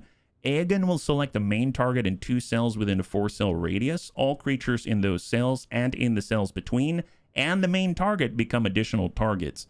Aegon unleashes an energy bolt, dealing damage with 29% armor pen to the main target. And the lightning bolts from the main target deal the same amount of damage to the additional targets, and the main target will suffer plus 0, 10 times the number of potential energy stacks removed, more damage. Okay, so he's got to build up a bunch, and then he dumps it out in a damaging blast, it seems. Okay, fair enough. Well, if we can find some equipment that would be helpful, it seems like, oh, I guess his armor slot is locked, so I'm glad I didn't take the heavy armor thing. As far as weapons go, it seems like he only has 2 arms. He only has 2 arms. Imagine that. Imagine that. I guess accessories. Do we have anything that helps us with, like, his intelligence, his tech use, his logic? I mean, perception's helpful too. Ability hits, athletics, strength. We've got single shot, deadeye shot, critical hit chance against Zenith specifically. The wearer always auto dodges the first attack from each attacker on the battlefield. The first hit, sorry.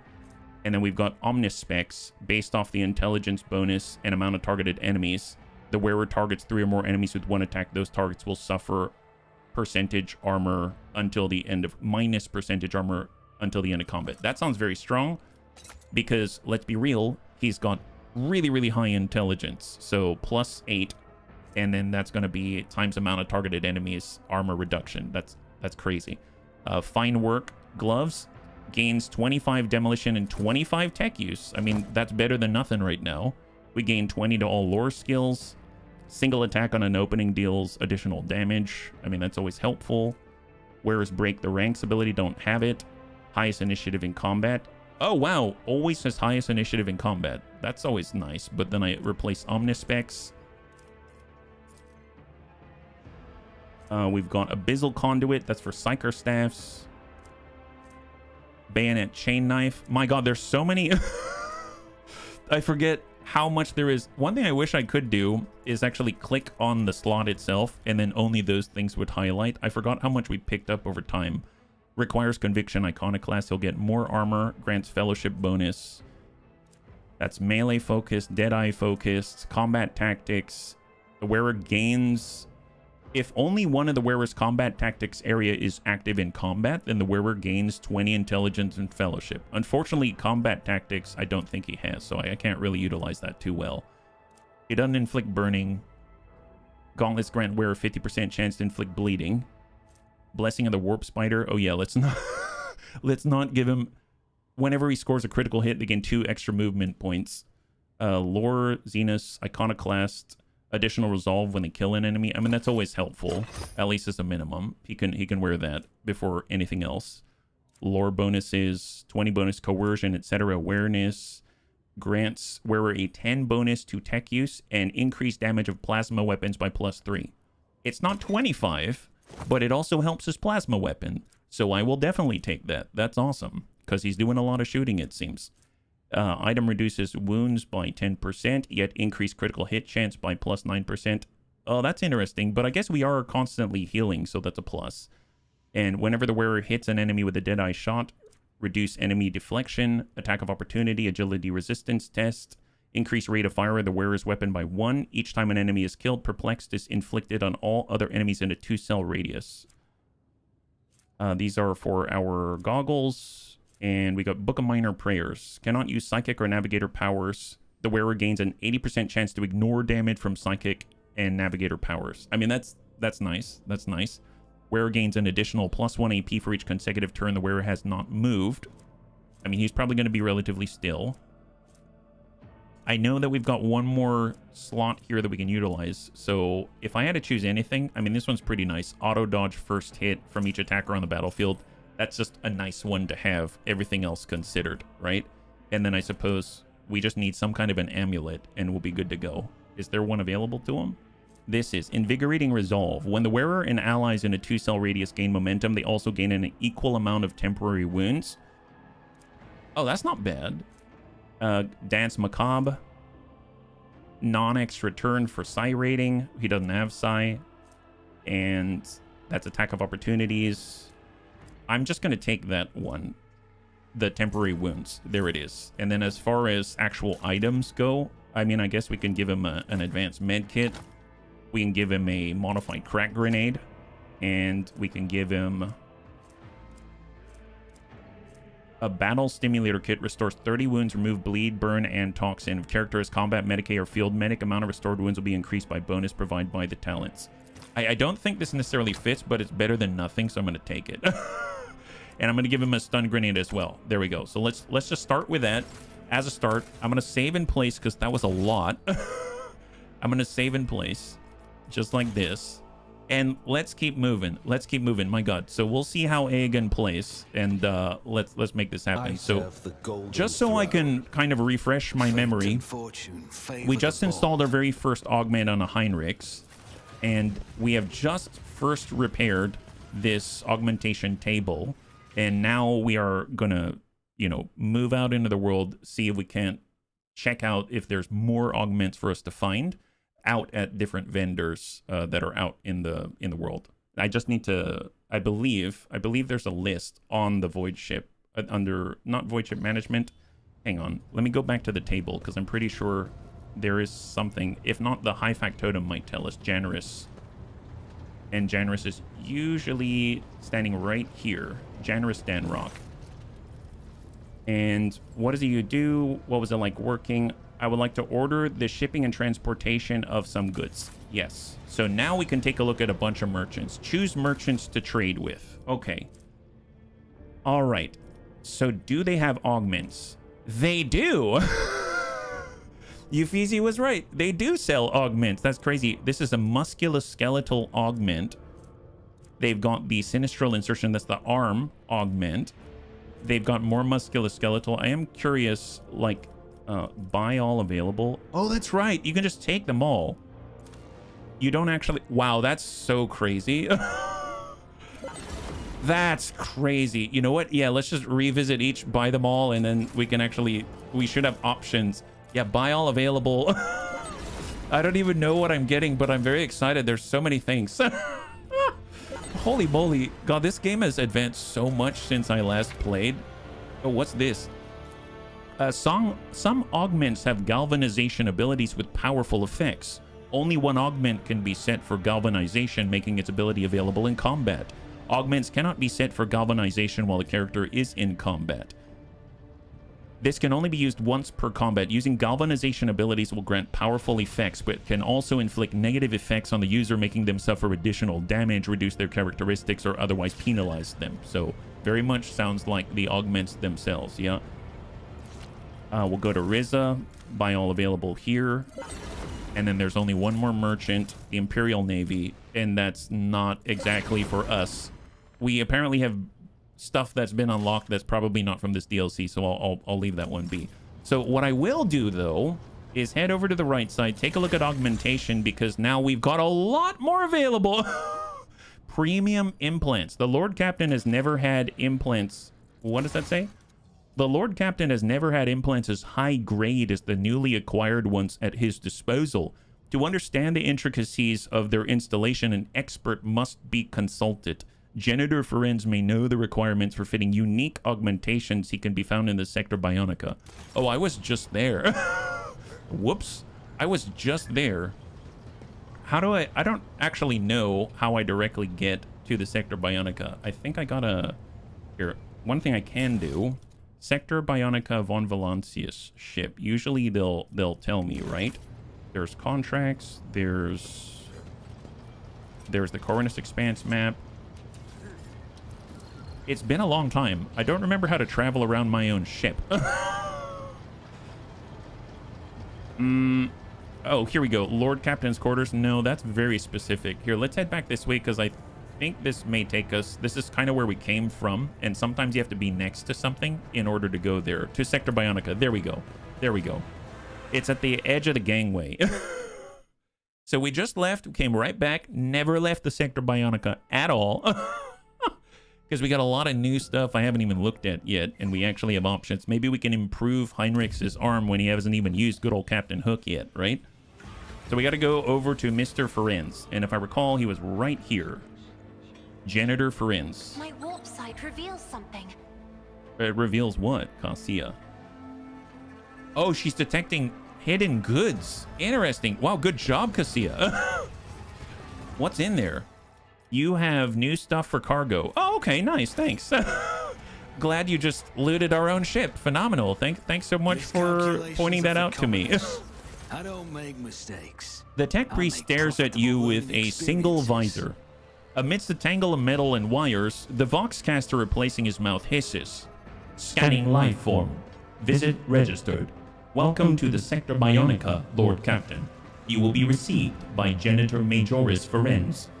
The tech priest turns, and you suddenly realize he was standing with his back to you. The front of his head is covered in blinking visors. So I was talking to a part of him, but not actually him. That's interesting. What do you think of our new equipment, Ferenz? The dry hiss that normally comes from the janitor's vox suddenly becomes higher, registering an unprecedented increase in functional efficiency of the machine spirits.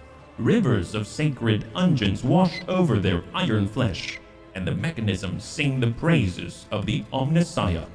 Bless the decision that led to this miracle of rebirth. Look, I have an augment that cannot be installed on the implantation throne. What should I do with it? Scanning. Analysis shows sacred machine of the implantation throne lacks the binaric litanies required to handle the highest grade of augmentics. In order to increase its performance, it is necessary to retrieve the litany stored on the parent device. Alter Templum Calixus X17. I must take my leave then. Alright, so apparently... apparently... To the top, or get left in the dust. So obviously when you first unlock augmentations, you probably aren't going to have access to such high-level stuff. But because we're deeper into the game, we had access to it, and immediately we need to upgrade our table before we can install higher grade, higher tier augmentics. I don't even know what the higher grade augmentics are yet, but I assume if I were to mouse over with augmentics, we probably see that we're unable to install some things, right? So maybe that's something we can keep an eye on. So what we can do, as soon as we get to the bridge, I'll go over to augmentation on the right side, and if we take a look at like Sinistral Insertion as an example, you'll see there's stuff I cannot. That's Heretical Follower, requires improved implantation throne. So this is the MK Assassin Arm as an example. The user gains Maiming Convergence. It allows the user to attack the target enemy with a melee weapon if they have one equipped after they're pulled to that enemy. On kill, the cooldown of Maiming Convergence is reset. So that's supposed to be one of the more improved items. And instead of pulling them to you, you pull yourself to them. And even though, like Heinrich's, normally he would suffer the negative of he'd have to deal 50% less damage because he's dual wielding right now, this does not say that. So he'll pull himself to the enemy, smack him with a sword despite the fact that he's dual wielding, as an example. So that's pretty darn cool. And I am seeing that some of these abilities or augments, they have this little icon in the lower left-hand corner, and I'm assuming that indicates the galvanization ability, right? So if I were to select it, place it on him, but not install it, he has the galvanized ability specifically, which is pretty darn neat. But I'm not going to install that right now. So let's get the upgrade to our throne, and we'll see what it takes in order to install the highest level stuff that we have acquired. Fortunately, we're still in the exact same place. We haven't even left the altar, what's it called? Extum X17 or something like that. We're still here, my guy. We haven't even gone anywhere. Lord Captain, The priesthood of the Alter Templum Calixus X17 sanctuary customarily have no desire to communicate with the laity. But today is an exception, and so are you. You hear the clicking sound as the Voxmaster toggles between frequencies. We have been granted access to the station's frequency. What request do you command us to transmit? Tell them I require their services. The implantation thrown in my Sector Bionica requires expertise only they possess. Done. Awaiting response. A prolonged silence fills the Vox channel. Lord Bunnyman, the station has broken Vox silence. You can hear the slight surprise in Vigdis's Vox-distorted voice. The Magus Logus of Alto Templum Tetrialemma wishes to speak with you. After a brief tone, you hear a high, rattling voice speaking in a single note. Omnissiah's blessings. Rejoice. There is no randomness in the probabilities that brought you here, for I am conveying to you a proposal for lucrative cooperation. Pact TR3. In view of your past deeds, the clergy of Alter Templum Calixus X17 are disposed to perform binaric rites of the 4th grade over the machine spirits of your vessel. The terms will be specified further. The esteemed tech priests could offer their assistance without any terms. You detect the wounded tone beneath Abelard's grumbling. Alright, well, what are the terms? For several cycles, Prometheum Extraction Station Tirquoise 4 has been late in its shipments for Alter Templum sacred rites. The action required in exchange for our services is this. You will undertake to cast your gaze toward this station and compel it to open its Vox channels. Communication with one of the drilling platforms that extract Prometheum for Alter Templum has been disrupted, and the shipments have stopped. It seems the Magus wishes you to find out what has happened. Vigdis supplies in a whisper. Very well. I will discover what has taken place at the station. Blessed be all the probabilities that have converged under the gaze of the machine god. I deem Pact TR3 concluded. Alright, so we actually get a quest that we must complete now. So if we go over to our journal, we've got Industrial Sabotage. Shipments of sacred Prometheum to Alter Templum Calixus X17 have been disrupted. Whoever is responsible should answer for the transgression and be punished most harshly. Alright, well, let's head out to the world and on the main map see if it pops up, because hopefully it'll direct us to approximately where this is. So if we just scan around, we may see some kind of an indicator. Ah, here we go. Ignis Corona, right? Find out what happened at a Prometheum mining station Tirquoise 4. Wow, that's super far away. And we have not been there before. I assume there's a connection from the Last Chance of Cyrene. So let's start making our way there and hopefully unlock new augments out here. Enemies of humanity have been spotted aboard the ship. Warp beasts have enthralled the crew in charge of one of the macro cannons and massacred those who resisted the heresy. The Lord Captain is their only hope. Okay, we get to... Oh, nice! So we get to test Aegon now. Excellent. Let's test Aegon. Why not? And we get to test out good old Captain Hook Heinrichs. So our first combat, since we got Aegon, let's hope that he performs. He still has his own basic plasma gun, and I haven't even tried to change it out yet, I realized. But we'll see how he functions. I will lead us to fortune. All right. I always keep my options open. On the move. And I think...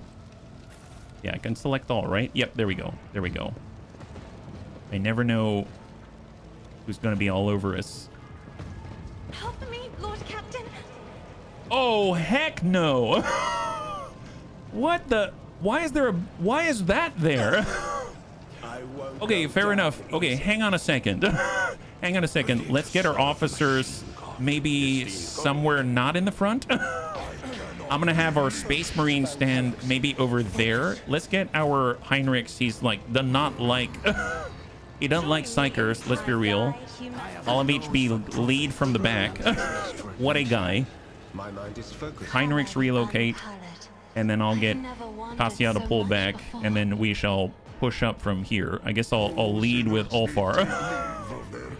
Go forth, Ulfar, and make contact with this horrible heathen. Actually, can't we just shoot him as an opener?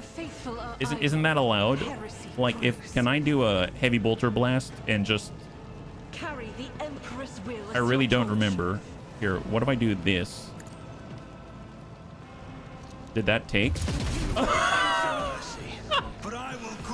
Hopefully that worked. Aegon has a unique background. As a manipulus, he can accumulate a special resource known as potential energy for each AP spent.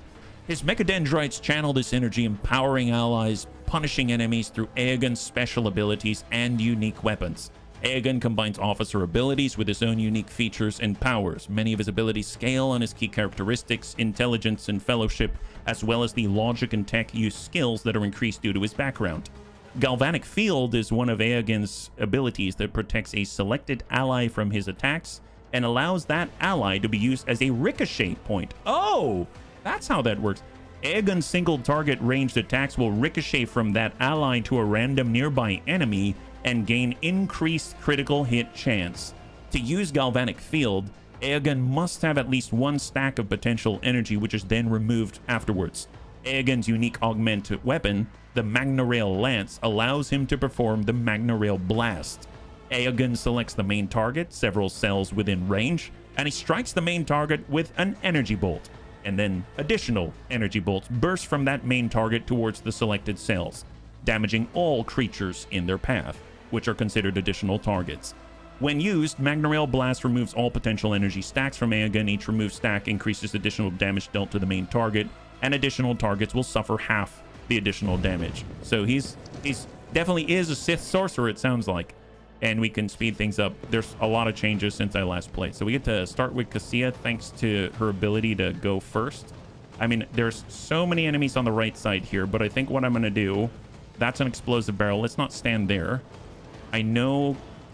Oh, yeah, we can get our people into positions. I suppose if I'm here, I could put Cassia here. Then she's got cover from the right side, and we're just going to say that we're going to take that guy out and shield. And I'll get Ulfar, let's say, not quite in melee yet. Maybe just, like, out this way. He's so freaking huge. Argenta can actually shift. I mean, that's technically not a barrel, I suppose. She could...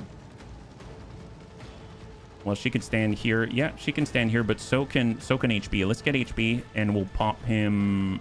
He doesn't have line of sight. He doesn't have line of sight here. He might here. Let's put him right there. Yeah, HB's portrait is the perfect response to this event. I sure feel it. I sure feel it. We'll have Aegon maybe out this way, right in the Bloodletter's face. And then Heinrich's will be our, I guess, chaining point, let's say. And he can be... Well, he's probably going to get blasted here.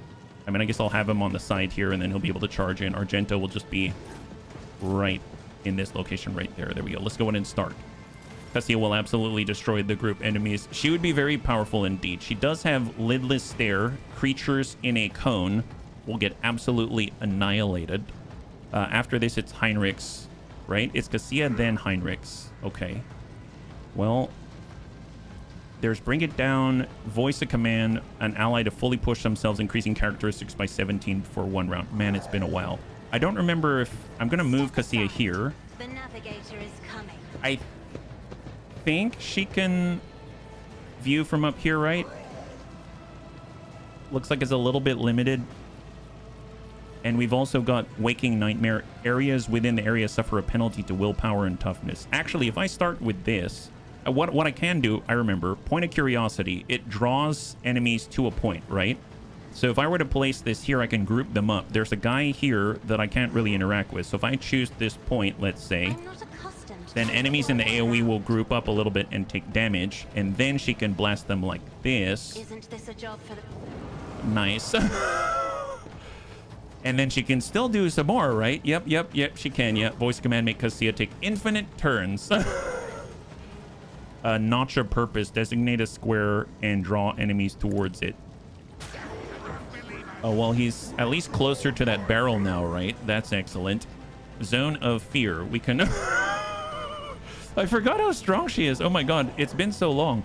Enemy becomes cursed till end of combat. Incoming warp damage increased. Oh, I could have done that beforehand. Well, if I do Voice of Command, I could give it to Argenta, right? Oh, no line of sight to the target. Oh, right, because I'm over here. What if I give it to Aegon? Just to check out Aegon. Captain. And then she will... I could say bring it down for... Actually, hang tight. She doesn't have any shots right now. I can do Waking Nightmare, penalty, willpower, and toughness. Put it right on top of these guys. And then that way we can just go and mop them up and we don't have someone on our flank right now. And let's just end the turn in that place. We're going to go over to... Oh, and we can also designate a Grand Strategist zone. We can give bonus armor. Enemies will suffer more damage from any source. We can give cover efficiency and dodge reduction. We can give over penetration, critical hit chance, and all allies in the rear deal 15% damage with range attacks and gain more over penetration. Let's do that. We're going to put that zone... I forget if you can't rotate it. Actually, yeah, I'm just going to put it right on top of Argenta. No line of sight to the target, fine, on top of Aegon. Have an officer and Cassie in tandem and no enemies get a turn at all. That's... I don't know if it still works that way. Oh, wow. Aegon in melee, but thanks to his accessory, it seems like he was able to auto-dodge that first attack. After this, Argenta is going to get to go. Wow, our guys are not bad, not bad. All right, so Argenta does have the burst. Are they grouped up anywhere? They are down there. That guy already committed. We can shoot. Let's see, Reckless Rush, gain movement points. If you have stacks of versatility, gain more stacks of versatility. We already start with it. I think I usually started with Wildfire. Next attack will cost 0 AP, will not count towards the attack limit. The cost of this ability is reduced by -1 for every 4 stacks of versatility. And Controlled Shot. And we've got Furious Recital. I'm going to go with Reckless Rush. I'm going to do Wildfire. And then the next attack is going to cost 0. She can position herself. Maybe I'll try to clear these gentlemen. I guess if she's standing in the zone, she'll deal even more damage, but maybe it's not necessary. So, wield that bolter. We also have a rapid fire. Next range attack will have its base rate of fire doubled. Deal 25% less damage. Well, how much is a standard burst anyway? I mean, it's pretty... Maybe that's enough?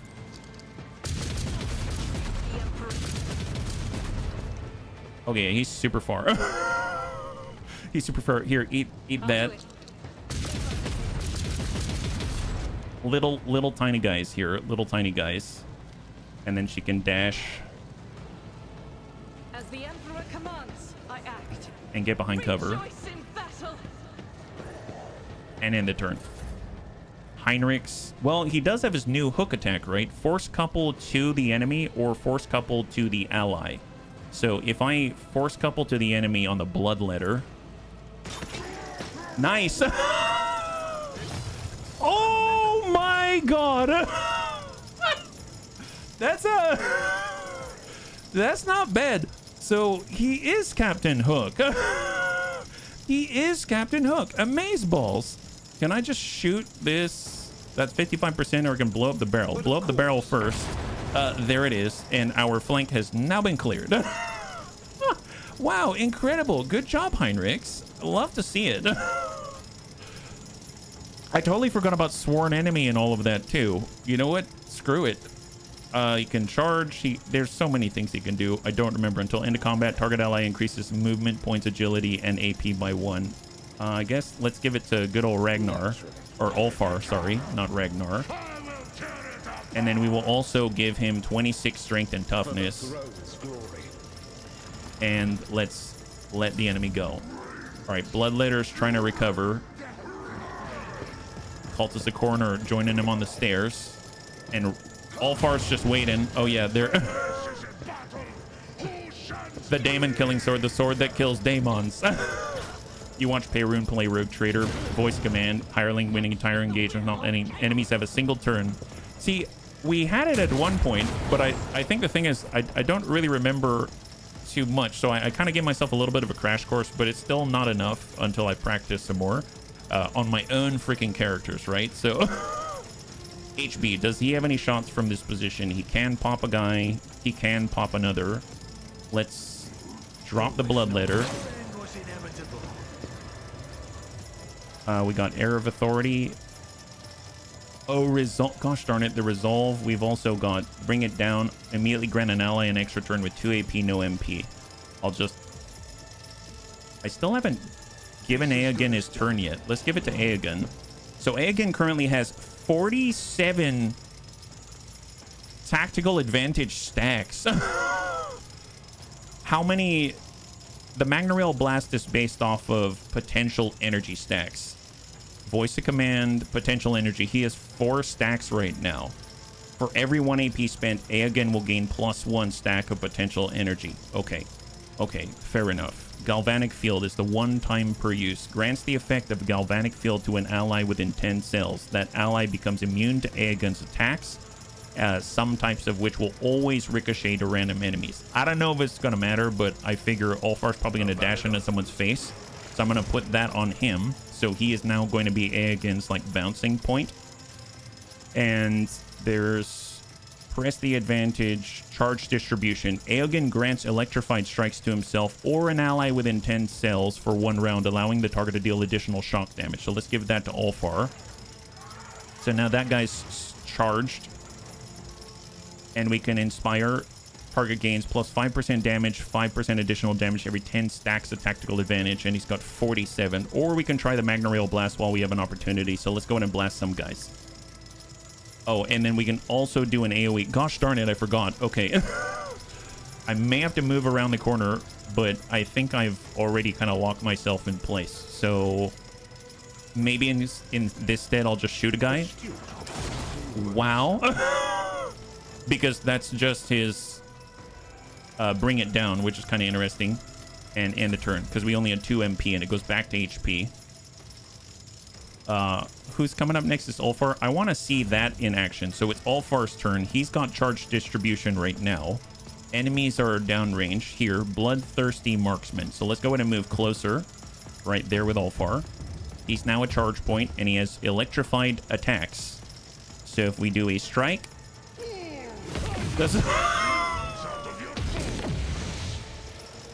He also gets another attack against the nearest target randomly. So that's yeah, shoot that guy with a bolt pistol. Okay, never mind. I think well, when there's more enemies, I'm sure it'll be really deadly. My goodness. Let's move Ulfar forward, where he'll be able to, you know, deal more. Revel in Slaughter. Gain more ballistic skill, critical chance, and critical damage. Yeah, revel in the slaughter now that you built up all the slaughter stacks. If only we were close enough, we could probably kick a guy. And we'll come back to that one. Okay, now Aegon gets his actual turn. Very nice, very nice. Well, let's push up. We move through the burning. Don't even care. And we've got the Magna Rail Lance. So, I don't know. Are we out of range? Choose the main target. And then we can arc off. Choose additional targets. Yeah, that guy. I think those are the only 2 targets. Can I choose anyone else? Or just keep choosing him? Did that... Oh, you know what? I think I'm out of range. That's unfortunate. But 48% for overcharge. Standard single shot. 48%. Nice. Single marksman. How's Rogue Trader? Still taking some getting used to, but we're very strong, and we got a new companion, and we're trying to unlock even more augments. And then when we're getting the last hour, I'll ask the bunnies if they want to see some of the, like, us jump forward a little bit to see a little bit more. But so far so good. Hopefully you're doing well, and happy Thursday. We'll do the eye, and then we'll draw him towards Ulfar with this. And then we will... Oh, I thought we could gaze upon him. How did that work again? Notch a purpose. Let's just do this. He'll probably die, right? Yep, there it is. Is that it? Did we get it? Are those all the enemies on the field? Oh, no, there's still someone. The Cultists of Corn. Oh, where's that guy? I didn't see that guy. My God. He was there the whole time? Really? My bad. Battlefields are always drowned in Oh, well, I mean, it's available right now actually on Steam. So I realize I hurt myself. It's available right now on Steam, so anyone can get the DLC. We have access to it. We have an existing save, and it can build on top of the save you already have. Cassia cast death. She makes things die. Yeah, she did. Yeah, she did. It's pretty awesome. All right, let's get the looting and let's move on, because we're trying to unlock higher tiers of our augments. And I don't remember. I feel like we used to be able to like loot a whole area. I don't remember how to do it, and I don't remember if it's like when you leave the area, then you will just naturally pick up everything. He's right there, and I saw it flag for a second. There it is. Oh wow, that's a lot of people. It's a lot of people. There we go. See, we're kind of looting in an area, but it's only within a certain radius of wherever it is that you can reach. So at least we're doing small little AoE loots. Used to be when you left the area, but I haven't played since a few months. Yeah, I would assume so. Well, let's leave and we'll see, because these aren't like high-level enemies or something like that. It's a random encounter in the warp as we were moving to our next destination. And we just got Aegon. Actually, we picked up a bunch of weapons, so I'm curious if Aegon has any weapon upgrades available to him. Seems like he came with a plasma gun, but it would be nice to see if he's got something a little more potent or volatile, right? So if we were to head over to our inventory and go over to Aegon and go over to weapons, we have a few more available to us. And there's the standard axe, there's the incinerator force sword, implacable tempest, the Mars pattern thunderhammer, always nice to see. Plus 15 bonus to weapon skill. Oh, because we have the Omniscion axe right now. The Mars pattern power axe. Omniscion's Providence. There we go. Excellent. I'll take that. That's an upgrade for him. And I like the fact that even though it's two-handed, he doesn't have to worry too much. Ancient plasma rifle. Overcharged plasma rifle. So if I were to just take this straight and then compare it directly to the other one, it's got less damage, less armor penetration, but it doesn't have single shots. So you can only do overcharged shots. This weapon can only make overcharged attacks. Its damage is increased by plus 25%. It will deal an additional 16 damage on the opposite. I like having the opportunity to utilize single shots. So I may just stick with the one that we have here and then just move from there. That doesn't seem too bad. All right, let's continue to push upwards and onwards. We're going to do a quick save. I need to get all the way up here, and probably the most direct way to do it is to head over to the Silence of Mersegrit. So we'll just kind of do a layup. We'll come over to Telecus Epsilon. I'm not even using any warp points or anything. The calm beat in your ear comes to life with a crackle. Lord Captain, Abelard coughed slightly. Following the rites of healing performed by the esteemed Manipulus Febris upon the implantation thrown in the Sector Bionica, the machine spirits dwelling within the relic revealed something extraordinary to us. Upon awakening, the sacred Archaeotech brought several more machines back to wakefulness. After performing diagnostic rituals, the tech priest discovered a secret door behind one of the devices. It was inscribed with an ancient von Valancius coat of arms. As soon as the tech priest tried to enter, a genetic guardian blocked the way. It refused to open the door to anyone but bunny trader Siberian von Valancius or his heir. Siberian von Valancius? What do we even know about this guy? Therein lies the problem, your lordship. No bunny trader by the name of Siberian is listed in any dynastic chronicle. The historiators of the flagship are also unfamiliar with the name. Why the Guardian thinks it belongs to an owner that never existed is a mystery. And only you can prevent forest fire. Sorry. I mean, warp fires. That's what I meant to say. I apologize, yeah. And only you, as the actual head of the dynasty, can find the answer. Well, then I will check the door and the Guardian immediately. My God. As you say, your bunnyship. The High Factotum has taken it upon himself to make the necessary preparations. He will meet you there. Wow, we spent a lot of time in the Sector Bionica. To be fair, bunnies breed like bunnies. Hard to keep track of everybody. Yeah, we got illicit secrets behind medical augmentation tables sounds good to me. All right, guys, what's happening? I feel like I've lived here for the last couple of hours. Is there money to be made? There's always money to be made. Where's this secret? Oh, I'm standing with my face in a console. The High Factotum, Chirurgeon Martinax, and Janitor Ferenz are already waiting for you by the mysterious door. The wall behind them looks perfectly flat. Only the metal coat of arms gleaming in the lumen light and the steady glow in the genetic guardian's impassive lenses reveal that one of the dynasty's secrets lies behind this wall. The guardian of the secret room looks far less menacing than the gargoyle that guards the entrance to the warrant chamber. This is just a recess in the wall framed in metal with an analyzer needle inside and a small vid screen beside it. Lines of mechanically indifferent text appear on the screen. Access is forbidden. Entry authorized. Only for Siberian von Valancius or direct descendants. Examine the coat of arms on the wall. The heraldic symbols cast in noble bronze are undoubtedly from the von Valancius dynasty. Only certain details draw your eye. Some elements of the ornamentation in the archaic script. They indicate that the coat of arms as well as the wall itself is several centuries old. Answer me, spirit of the genetic guardian. Who is Siberian? I, Bunny Trader HBFT von Valancius, command you to open this door. Place your hand in the recess. I feel like we did this very early in the prologue, so I feel like eventually we'll have to place our hand there, but I'll ask who is Siberian.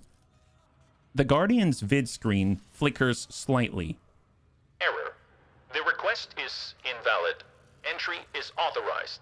Only for Siberian von Valancius or direct descendants. Well, I guess we have to verify we are who we say. So place your hand in the recess. The analyzer pierces your hand, wriggling repulsively beneath your skin. A split second later, the color of the genetic guardian's vid screen changes to a welcoming green. Identification passed. Welcome, member of von Valancius dynasty. A tremor passes through the wall, accompanied by the deep groan of ancient locks releasing. Vivisector Martinex's pupils dilate. He takes a wary step forward and freezes. Incredible! Generations of chirurgeons have toiled away here and were utterly unaware. Ferenz lets out a shocked exclamation in lingua technis, which shifts to a sharp binaric screech. Then, embarrassed by his outburst, the tech priest bashfully steps aside, respectfully making way for you. I advise you to take every conceivable precaution, your lordship. Janris sighs heavily, steeling himself. Dynastic secrets can be more than a little dangerous. Wonderful. Danger is our middle name. The door slides to one side with a metallic thud. Stale air rushes out of the hidden room, carrying with it particles of centuries-old dust. This Always keep your eye on the always prize. surprised when things are still working after so long. In the footsteps of a legend. A half-length portrait hangs on one of the room's walls. Perhaps the figure depicted will shed light on the room owner's identity. The secret chamber bears no resemblance to the Sector Bionica. It feels more like someone's private study, therefore some manner of record must be hidden here. Yeah, this definitely does not look like a medical place. Although I suppose, yeah, it does look like a private study. They did a good job here. Goods. Oh, I love goods. Oh, they should probably investigate things first. So what do we got out here? Despite the stale air in the small chamber, the richly jeweled display case looks as if it has been meticulously maintained all this time. There is not a single mote of dust on the clear, gleaming glass. Are there service skulls or something tending to this? They're still running on Windows 3.11. They have a new update. This chair, luxuriously upholstered in natural velvet, is clearly the work of a highly skilled craftsman. It is obvious at a glance it's worth a fortune. Oh, wow. Dude, if this is Siberian, this guy looks like a pirate. A pirate. That's crazy. A figure in grand attire stares down at you from the portrait with an air of regal superiority. The insignia embellishing his lavish cloak leaves no room for doubt. This is a rogue trader by bygone days. His right hand rests on the hilt of an exquisite blade, and his roguish half-smile radiates majestic condescension. The plaque reads, Siberian von Valancius Massimo of Coronus, rogue trader of the Imperium and guiding light of his dynasty. Oh my god. Willpower. I swear I will not dishonor the glorious name of the von Valancius dynasty. I swear. Thou swear too loud. Some may believe that maybe you actually are worried that you'll shame the von Valancius dynasty, HB. You are a forgotten legend now, old man, but the Coronis Expanse will not forget the Bunny Man so quickly. I assure you. Oh man, oh man. Danrook, I found a portrait of my ancient ancestor. I wish for it to be rehung in my chambers. Let's just study the details before we get crazy. It is hard to argue with the simple truth. The subject of the portrait is extremely good looking. Oh, be still, my bunny heart is rather roguish. My goodness, roguish for a rogue trader makes sense. How good looking can you be? Then again, portraits, you know, the artist does impart some kind of a beauty filter on top of that rugged good looks, I'm sure. But yeah, he is pretty good looking, this guy. Not one of his meticulously painted scars which the rogue trader bore, like medals for military valor, could spoil his noble beauty. Yeah, look closely at his face. Study the background of the painting awareness. Your eye is drawn to the head of the predatory creature behind the man. Its beastly face, distorted in mortal rage, is vaguely familiar, and its gaze, too intelligent for a dead thing, is fixed on something very specific outside the painting. I mean, it kind of looks in this direction, so I'm curious if we need to go in the direction of its gaze. Yeah, the bunny. A stylized bunny of the bunny. Examine the weapon in the portrait. There can be no doubt about the weapon's origins. The sword depicted by this unknown artist's brush was not forged by human hands. The fluid curves, the exceptional luster of the blade, and the gem at the hilt show the weapon to be the work of an Eldari artisan. The blade is also unusual for the runes engraved along its length. They are most ancient indeed.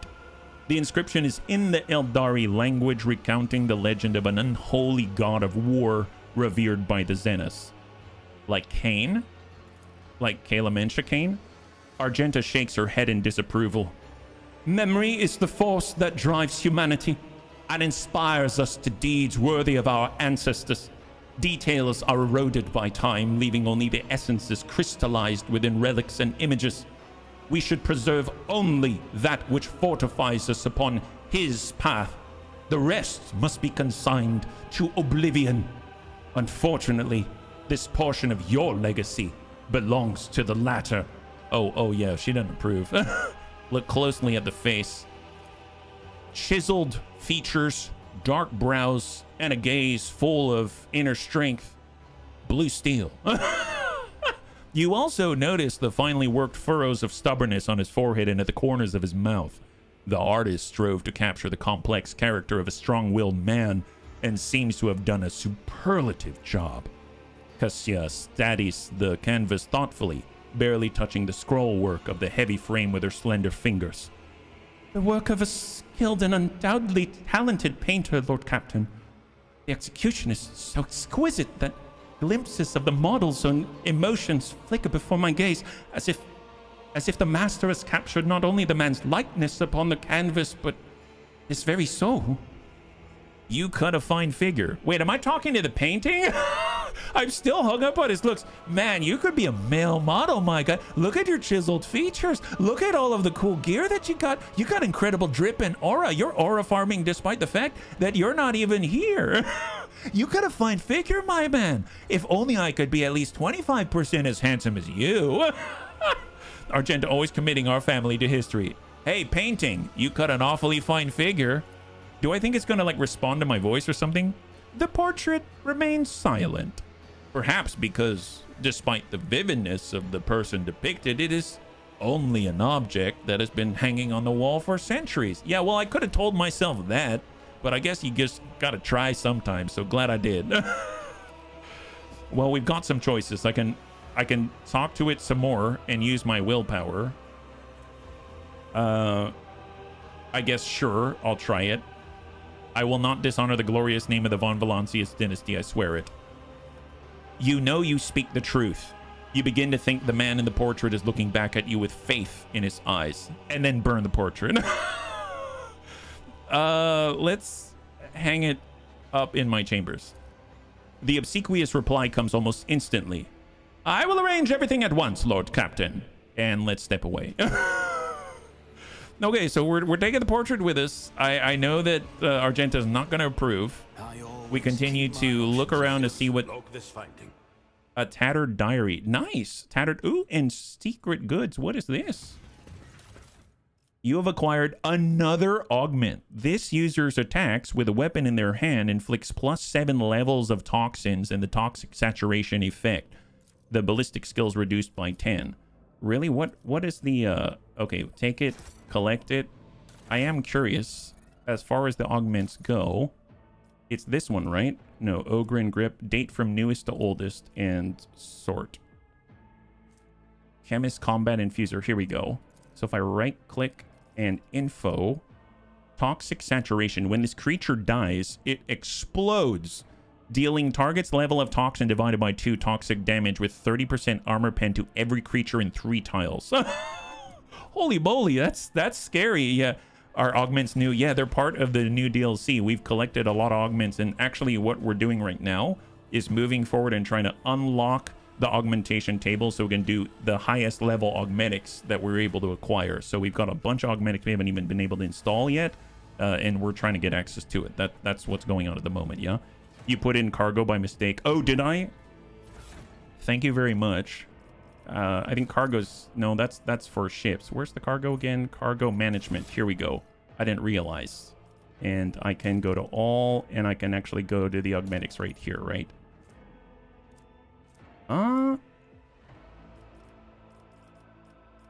It's been a long time. Oh, here's the cargo. Right? Did I have the arms here? I don't remember. Oh, well. I see it right here, right now, so I don't think I need to worry about it. Seems like it's in my inventory. So thank you, though, for keeping an eye on it. Here's this diary. The cover of the book is coated in a thick layer of dust. The sprayed edges have warped and are marred with decay. Writing implements lie in disarray, an autoquill and ornately shaped inkwell in a paperweight, as if the diarist had made the last entry before leaving their secret study in haste. Dust off the cover. The sturdy, well-crafted leather with expensive embossing is hardly faded with the effects of time. The von Valancius coat of arms stamped on it is embellished with large gems. The book is covered in many scratches and scuffs as if the book has survived more than a few adventures. At the bottom of the cover, the name Siberian von Valancius is written in florid script. It appears to be a personal diary. Open the first few pages. The pages are filled with cramped writing along with blots crossing out and sweeping underlines that reveal the owner's passionate nature. The ink is as faded and decayed as the pages themselves, the thin parchment crumbling to dust at any careless touch. Leaf through to the middle. All I can be certain of is that the portion of my designs that most of my retinue would consider overly bold will not leave the confines of these chambers. It is rather amusing that this personal laboratory has ultimately become a secret sanctuary, to whose walls I can tell most of my ideas and research. At times I sense the esteemed Exalt 117 is entirely aware of its existence, but the Archmagus has always possessed the rare combination of human qualities, a sense of tact coupled with the ability to keep other secrets. The stream of thought is cut short. The next page of the diary has been ripped out. Open to the very last entry. The siege is over, but it takes more than a single battle won to snuff the flames of war. They're showering me with their artless praise. They're lauding me as the savior of the dynasty, and yet I cannot shake the thought that it may be my hand that signed its death warrant. What if the artifact in front of me now is not enough? Yet the place where I found this relic may hold still more. The God Emperor willing, I shall find them.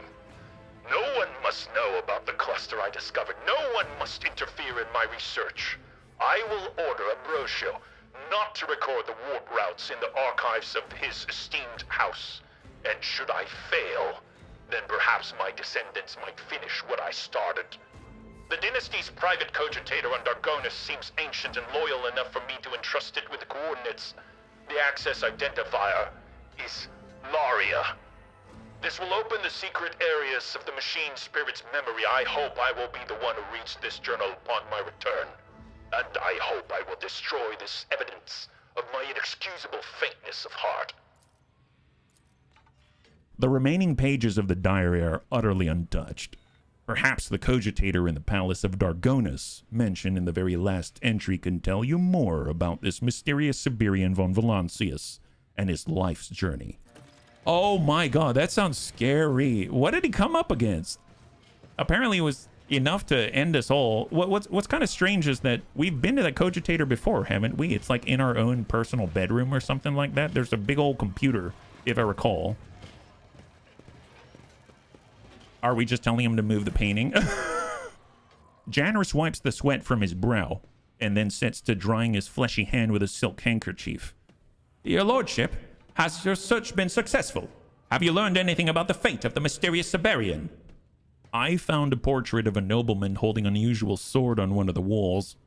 After a thorough search, I found a handwritten diary signed by Siberian von Valancius.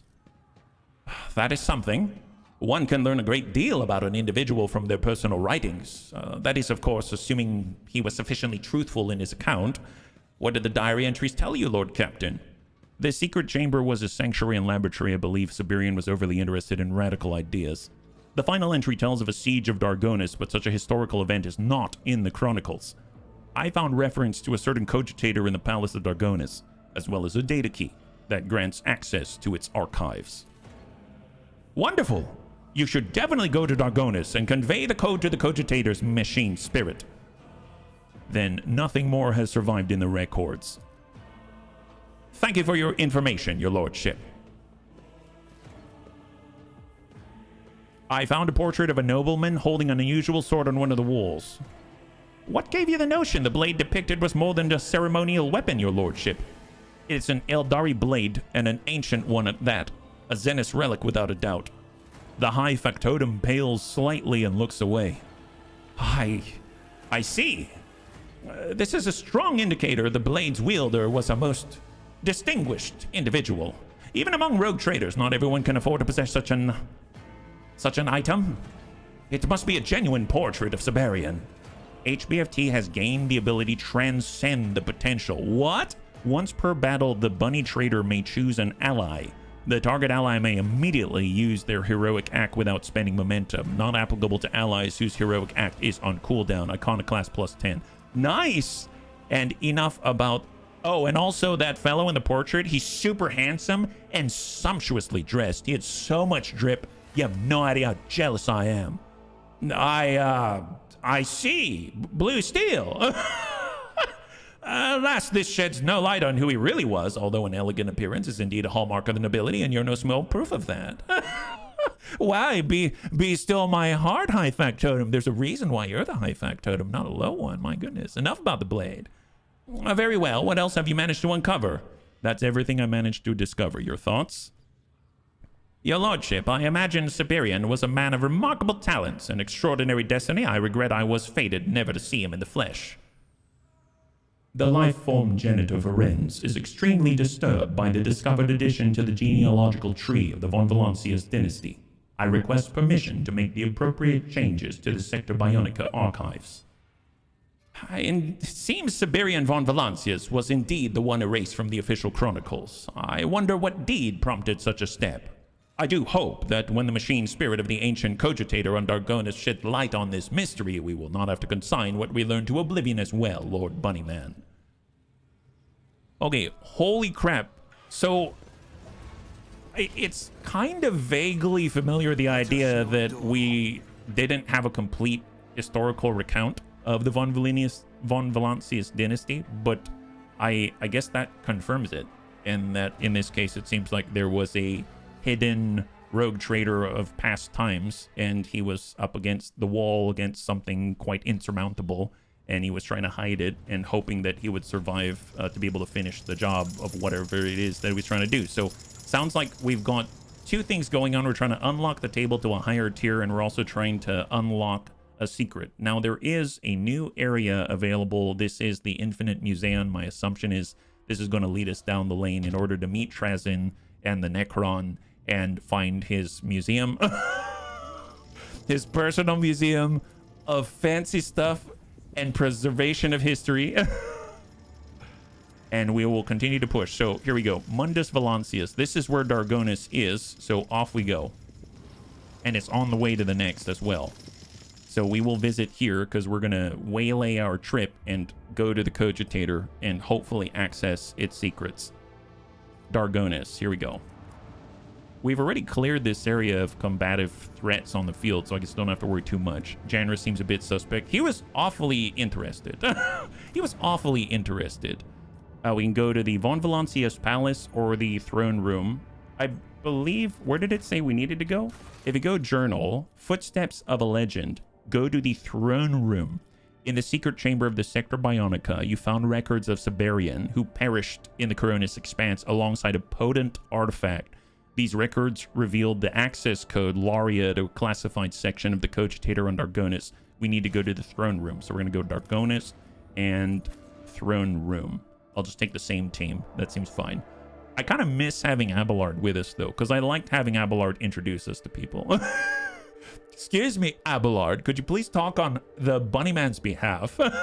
I refuse to talk directly to somebody. It's kind of like where Aegon is able to use an ally as a electrified point for a Tesla arc to beam off of. I kind of use Abelard as a bouncing point for speaking to people. I don't speak to him directly. I speak through him. Isn't that the truth? Isn't that the truth? So we're in the throne room right now, and I know we had a computer in our bedroom, and the bedroom, I think, is here. And there it is, I think. Does it? Yes, use the Cogitator. There we go. Use the Cogitator. The ancient Cogitator before you is a true work of art. Obedient to your commands, its machine spirit awakens with a soft hum of greeting. Enter identifier Laria. The Cogitator falls deep in thought, its cooling systems buzzing tensely. After a few minutes of keeping you waiting, the vid screen blinks and it dutifully presents you with a list of several journal entries that have not been accessed in centuries. It's such a great little lore world building point. Announce me. Announce me, Abelard. Absolutely, Bunnyman. Open entry titled New Horizons. At least it's not Event Horizons. Had enough of that yesterday, my goodness. The 3-star systems in the Cineris Maleficum that have come into my possession in my journeys shall henceforth be known as the Tear of Solar, Ignis Corona, and Fortis Porta. These are new horizons that have never before known humanity's rule, and whose rogue Xenos overlords obliged me greatly by having already eliminated each other. The artifacts they left behind, a legacy of sorts, are priceless. A blade I took off a desiccated Eldari corpse on one of the Fortis Porta worlds carries immense power within it, and it is but one among a wealth of relics. Attached to the entry are astrographic coordinates. With a dutiful trill, the machine spirit transfers them to your data slate with the utmost diligence. Nice, we've got the coordinates now. Open entry titled the 32nd Mirov. Corda is getting sloppy. He uses Calix's connections to give me utter dregs, whom he tried to pass off as elite troops, but I can only thank him for his lack of judgment.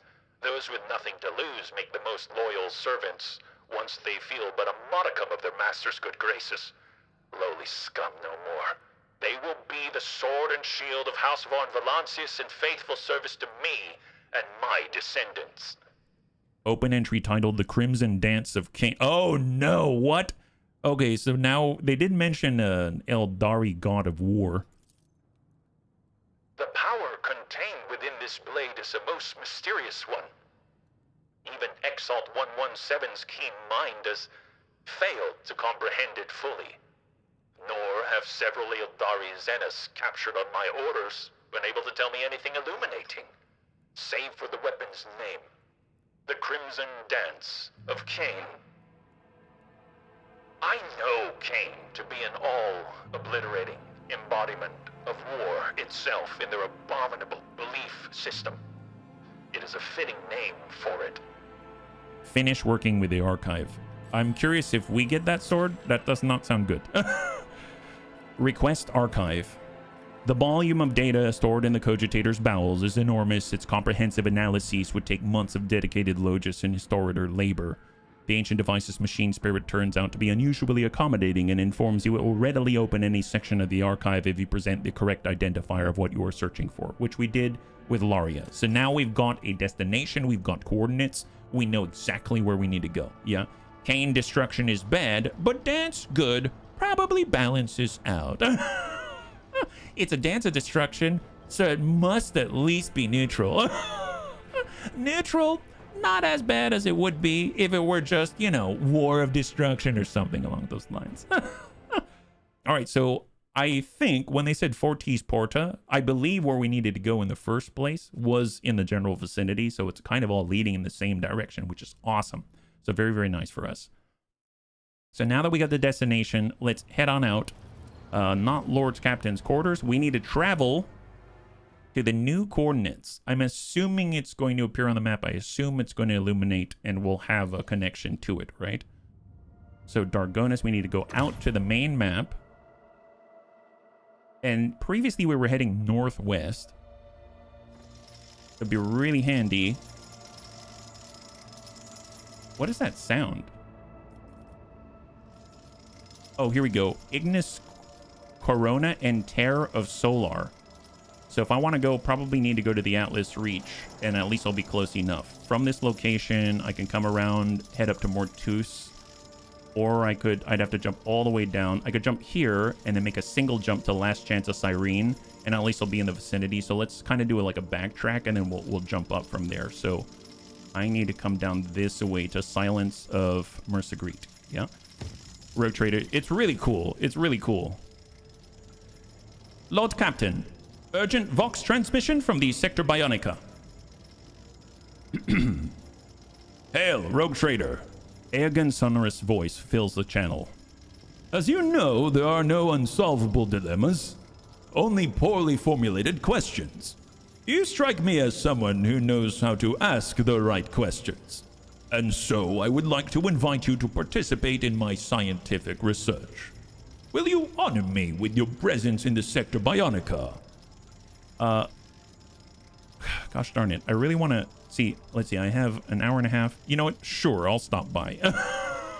There's so much to get into. It's a really rich DLC. They have so many things to dive into. Blessed are those who heed the call of the Omnissiah. I look forward to our conversation, Rogue Trader.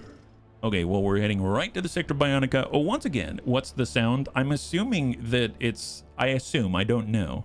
I'm assuming it's all of the new coordinates and stuff like that being input, but I have no idea.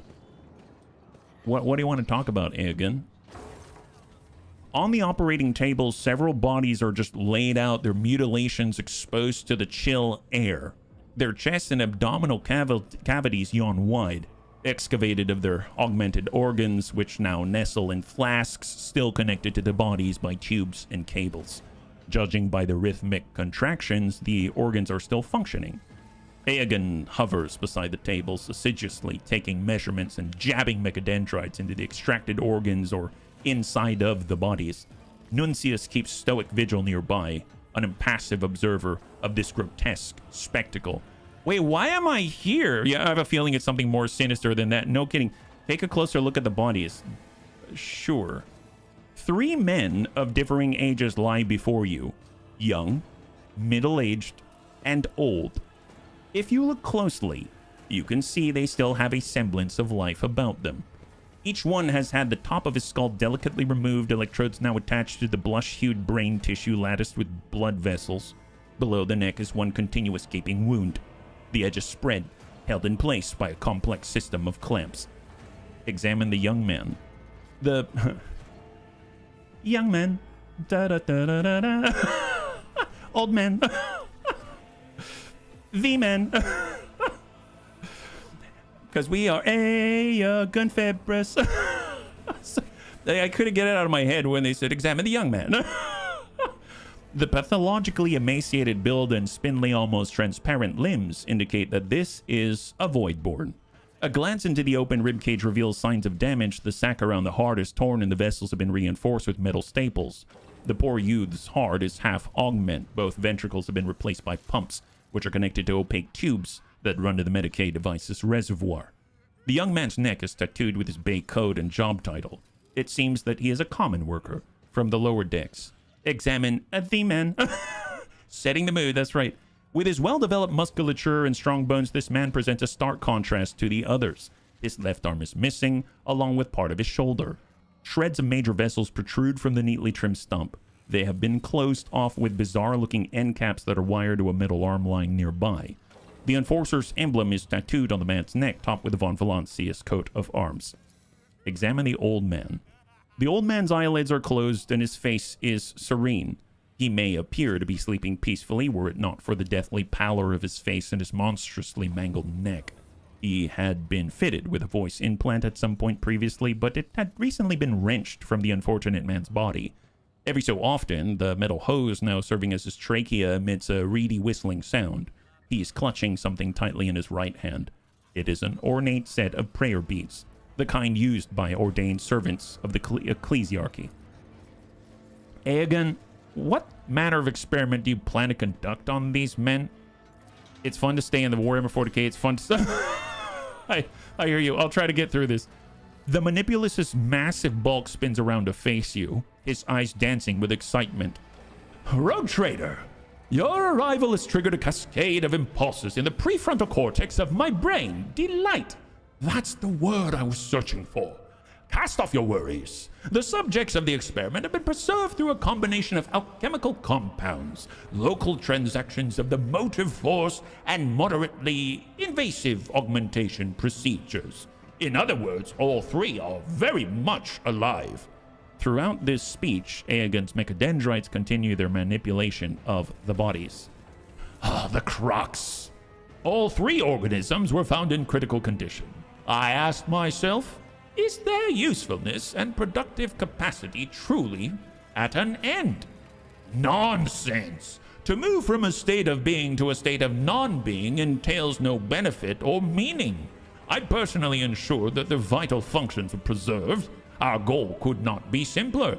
To vanquish death by creating the perfect righteous man, that which I have dubbed the Tria Asomata. Needless to say, the procedure is highly experimental and demands a certain looseness of interpretation in regard to augmentation canons as well as integration of components that would incur the Imperium's disapproval. But the Omnissiah teaches us to surmount any obstacles in the name of knowledge, especially when pursuing a goal of such magnitude. What the heck? Organisms? They are not things, Aegon. You're talking about people. I see we found a lacuna in your knowledge of scientific syntax. An organism is... Aegon breaks off and casts a confused look at Nuncius. Apologies, Bunny Trader. I'm not well versed in contact with laypersons. Nuncius far surpasses me in every way. When it comes to communication, I recognize these individuals have minds, they've got desires, they have needs. I have not attempted to interfere with their personalities. On the contrary, I wholly admire each for their own traits. I use the term organism with nothing but the deepest respect for these men and their vital functions. He's making zomives. What's the practical significance of your experiment? Well, in their current state, each of the subjects is doomed. But just as the parts of dying mechanisms can be combined again to create a functioning machine, so too can these subjects be combined into a single entity, granting them continued life through the correct configuration of the Ferrum Sanctum and organic components of all three. The only thing I require to continue the experiment is a solution to my dilemma. Which subject should serve as the basis? Aegon turns his burning gaze to you. Very well, I'll help you, but what role am I to play in this experiment? A decisive one. I can detail the composition and humor ratio of each experimental subject, measure the mass of their frontal lobe, answer with picosecond accuracy how often their heart contracts. But how does one calculate a man's righteousness? How do you weigh diligence of service? You will help me answer these questions by choosing the basis for the triasomata. Your assessment will be the linchpin upon which this experiment hinges. I mean, why not ask Nuncius for advice? My dearest colleague and I have had more than one concilium, but we have never reached a consensus. Nuncius is a skeptic, and our positions rarely align, but we tend to reach a compromise in the end. But alas, not on this occasion. And the only thing we agree on is the need for a third opinion. Only you can furnish us with said opinion. This is an incontrovertible fact. Before I make a choice, tell me about the merits of all three. A mechadendrite touches the table with a middle-aged man. Enforcer Lorink. He has diligently served on the ship since birth, a participant in countless combat landings where he was a model of valor and steadfastness. He was known on the lower decks for being tough but fair. His last act of heroism was the rescue of an Enforcer patrol and a number of workers on deck 515E2. Lorink placed his own body over a crack grenade thrown from the crowd by a mutineer.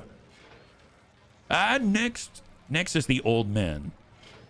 Preacher Cleophanes. Originally assigned to serve in the ship's reliquary, he rejected the luxury of the chapel in favor of an eternal pilgrimage on the decks where no servant of the ecclesiarchy had ever set foot. Through his example and word, he encouraged and instructed the outcast and forgotten. Thousands of souls who would otherwise have lost their faith and fallen into heresy came to know the word of the Emperor. But it only took one to end Cleophanes' preaching for good. A madman attacked him during a sermon, managing to rip out the preacher's vocal implant before the crowd tore him apart. Finally, Aegon touches the void-born youth. Mikush, a ventilation shaft crawler from Sorting Hub 10. He dutifully burned mold, slime, and vermin, and would be the first to climb into blocked ducts, risking his life to deliver recycled air into the sector. He was a true believer, and never lamented his lot. On his final foray, he saved hundreds of workers by using his body to plug a hole in a combustible gas pipe. The toxicity led to cardiac arrest and blood poisoning.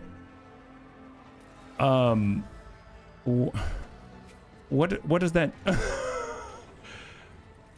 What do you understand by the term righteousness? Like, what exactly am I gauging here? The combination of countless factors that unite the thoughts and deeds of a person into the quintessence of the worth of his being within his specific society.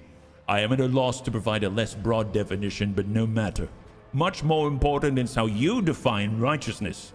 The subject you choose will determine the answer to that question.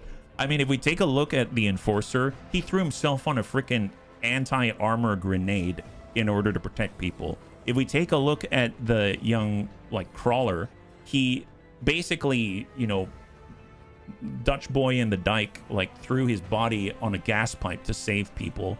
And then you look at Cleophanes, who was trying to save people's soul. So they're all trying to save people. They're all good basis if you're talking about righteousness. Yeah, classic problem, all equally worthy. No kidding. I guess I'm ready to make my decision. Aegon raises his mechadendrites in anticipation. Who will form the basis of the triasomata? I mean, honestly,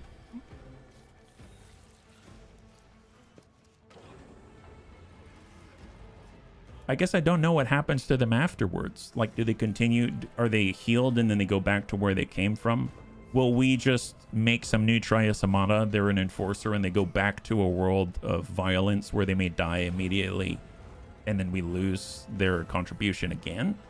Do we? I mean, I guess all of them are sort of in threat. Maybe the Cleophans can actually expand the word of the Emperor to more people and that affects them in more, I guess, philosophical ways. But then I also think the Enforcer seems to have, as much as he's missing limbs, like a healthier body, so maybe it's a better platform. So maybe I'll choose the Enforcer just because, physically speaking, even though he's convulsing and missing stuff, he's still healthy and stuff. You'd vote the Voidborn utilitarian. He say more at less background support. I'm thinking he was right. The priest. Oh, we all have different choices. Well, you know what? My initial thought was the Voidborn, and then I changed to Enforcer. So since my initial thought was Voidborn and we got another one for Voidborn, let's choose Voidborn. How about that? Thank you, bunnies. Thank you. So we'll choose the worker. Aegon contemplates the half-dead man lying stretched out on the galvanized surface. The choice has been made. But will you deign to answer my question? Why him? I must know your thought process. Well, we are iconoclasts. I'm just going to choose that one. Look, he could have saved himself, but he chose to sacrifice himself for the sector. Selflessness is the highest expression of righteousness. Aegon closes his organic eye deep in thought. Finally, his face breaks into a smile. Thank you, Bunnyman. This is it. The solution to our dilemma. I will begin the triasomia procedure. May organic flesh and sacred machinery be one. So what now, though? 2 hours and 23 minutes have passed.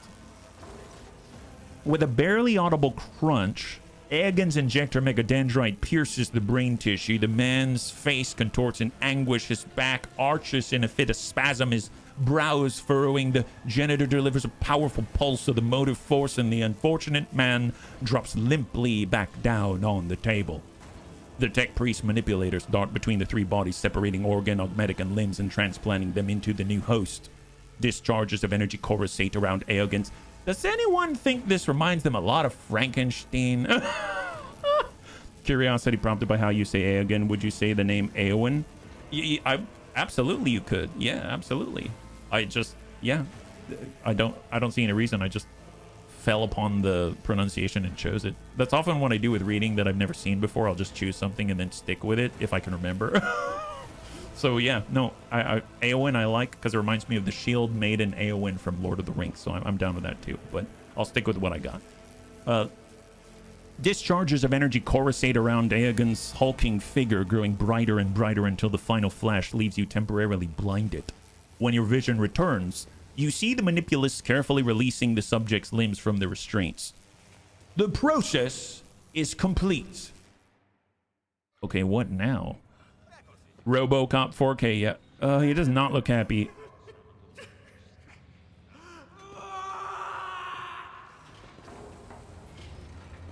That did not go well.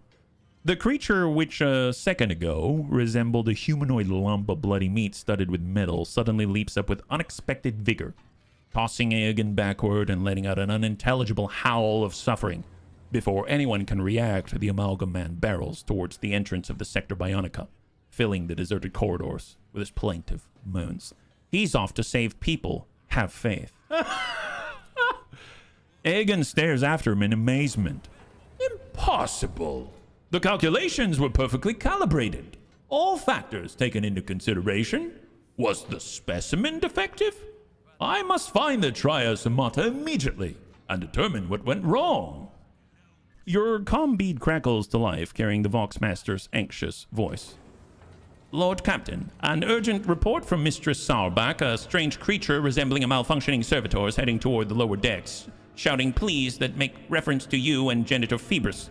Enforcers have been dispatched to intercept it, but they assumed you would prefer to assess the situation personally. Oh my god. Thank you, Vigdis. Genitor Phoebus and I will set out immediately. Well, one way or another, we're gonna get you. We're gonna get you. We must see the experiment through to the end. Wow, thanks, Phoebus. What is that all about? Yeah, you monster. You made a monster. He just realized he left the gas of the stove running at... That's right. You know, when it came to the gas pipe, you know, he had a moment of insight and then unfortunately was unable to do anything about it. But now, because of us, he can. And of course, we're going to bring our entire retinue because very dangerous creation that we have made. Wow, nobles from the upper decks down here to see us. Oh no, we have no idea. Oh, there's blood. Okay, follow the... Why are we following blood? Lower deck rabble. The workers huddled on the floor, the imprint of a mechanical hand on his shattered shoulder. Someone seized him with great force and threw him against the wall. Oh my god. Can someone handle that, please? Lord Captain, we've got the beast cornered. Give the order, we'll capture it. Well, hang on.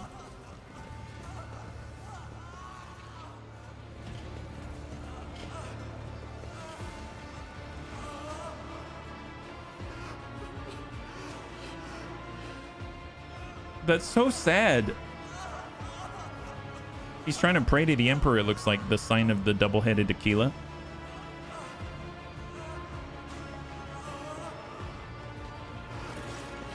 The Trias Amata lays prostrate before the entrance to the bay. The faint Aquila on the door, the only witness to his incoherent babbling. His hysterical wails of the righteous triune man are interrupted from time to time by the clanging of his augmented skull against the deck. A viscous mixture of blood and oil oozes from the staples on his forehead, and his fingernails are chipped from his attempts to dig the implants out of his own body. The young man stutters out prayers interspersed with fearful lamentation to an unseen interlocutor. Lameness, just weakness of spirit. God Emperor, let me get up and work. A spasm racks his body, and his already muddled speech turns into a frightening cacophony that barely resembles articulation. Suddenly, the Trias Amata pounds his head on the deck again and spews forth another medley of ragged sentences. Do I have a choice? Hunger's pawing at my door. I will work my shift. I will die before I betray the dynasty. The spasm repeats. Aegon clucks his tongue in displeasure, worrying at a piston on his beard as he thinks. The subject left the Sector Bionica prematurely. Nuncius is right. I was so absorbed in the triasomia procedure and its successful outcome that I made the mistake of unfastening the restraints before the psychological evaluation could be conducted. Bunny Trader, we must stabilize this triosomata before the specimen is forever lost to us. Hey Smeeps, good to see ya. High five. Trio Insanomatic. Yeah, this is not good. How do we even address the triosomata? Greetings, I want to talk. The mumbling and head thumping stop. The man shifts his clouded gaze to you, and you see recognition in his eyes. Lord Captain Bunnyman, I'm no layabout. I will work my shift. Death is no excuse for idleness, but my heart, give it back. I beg you. The young man digs his broken nails into his chest augment and makes a pitiful attempt to rip it out. He breaks down weeping, swaying from side to side. Mikosh, can a person who sacrificed himself for others be without a heart? It may beat differently, but it does still beat. I believe in you, and everyone you saved believes in you too. Do you? He clasps his trembling hands over his chest and smiles. I can feel it. Struggling. The Lord Captain Bunnyman believes? Sorting Hub 10, I will not bring you shame. I will work my shift. I will not betray the dynasty.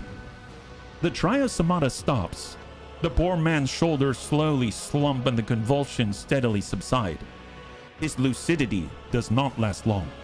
The amalgam's eyes soon go blank. His mouth stretches into a blissful smile.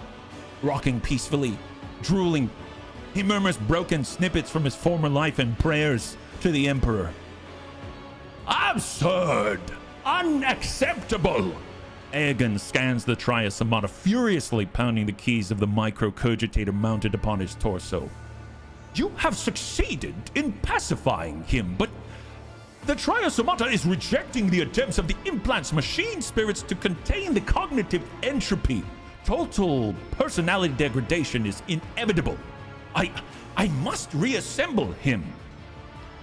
Oh my god, guys, just stop already. That's enough, Aegon. Leave this blissful fool be. Let the Medicae of the Sector Bionica tend to him until the end. The triosomata obediently allows himself to be led away. The man keeps his eyes fixed on the Aquila, murmuring prayers until he is lost to your sight. God, this is horrible. Why did we... Look, he may have killed a few Voidborn, but I stand by my choice. Yeah, it's the new DLC just came out today. It's called the Infinite Museion. We're just in the augmentation part with a new companion. Yes. The tech priest looks gloomier than a cloud. Bunny Trader, I am experiencing a cognitive block. I have analyzed every possible failure, hypotheses, and double-checked every step I made, and I have failed to identify a single mistake.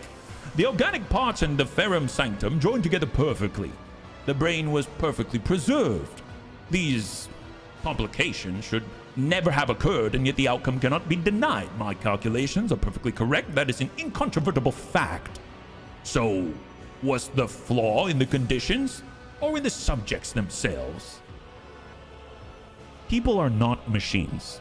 You tried to break people down in mechanical components. Your original hypothesis was flawed.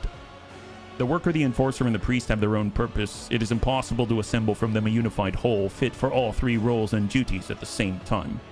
People are divided into the useful and the useless. All three of your test subjects were piteous rubbish. Repeat the experiment with worthier specimens. Oh my god! No. Top one, people are not machines. But the manipulous's galvanic cell crackles nervously.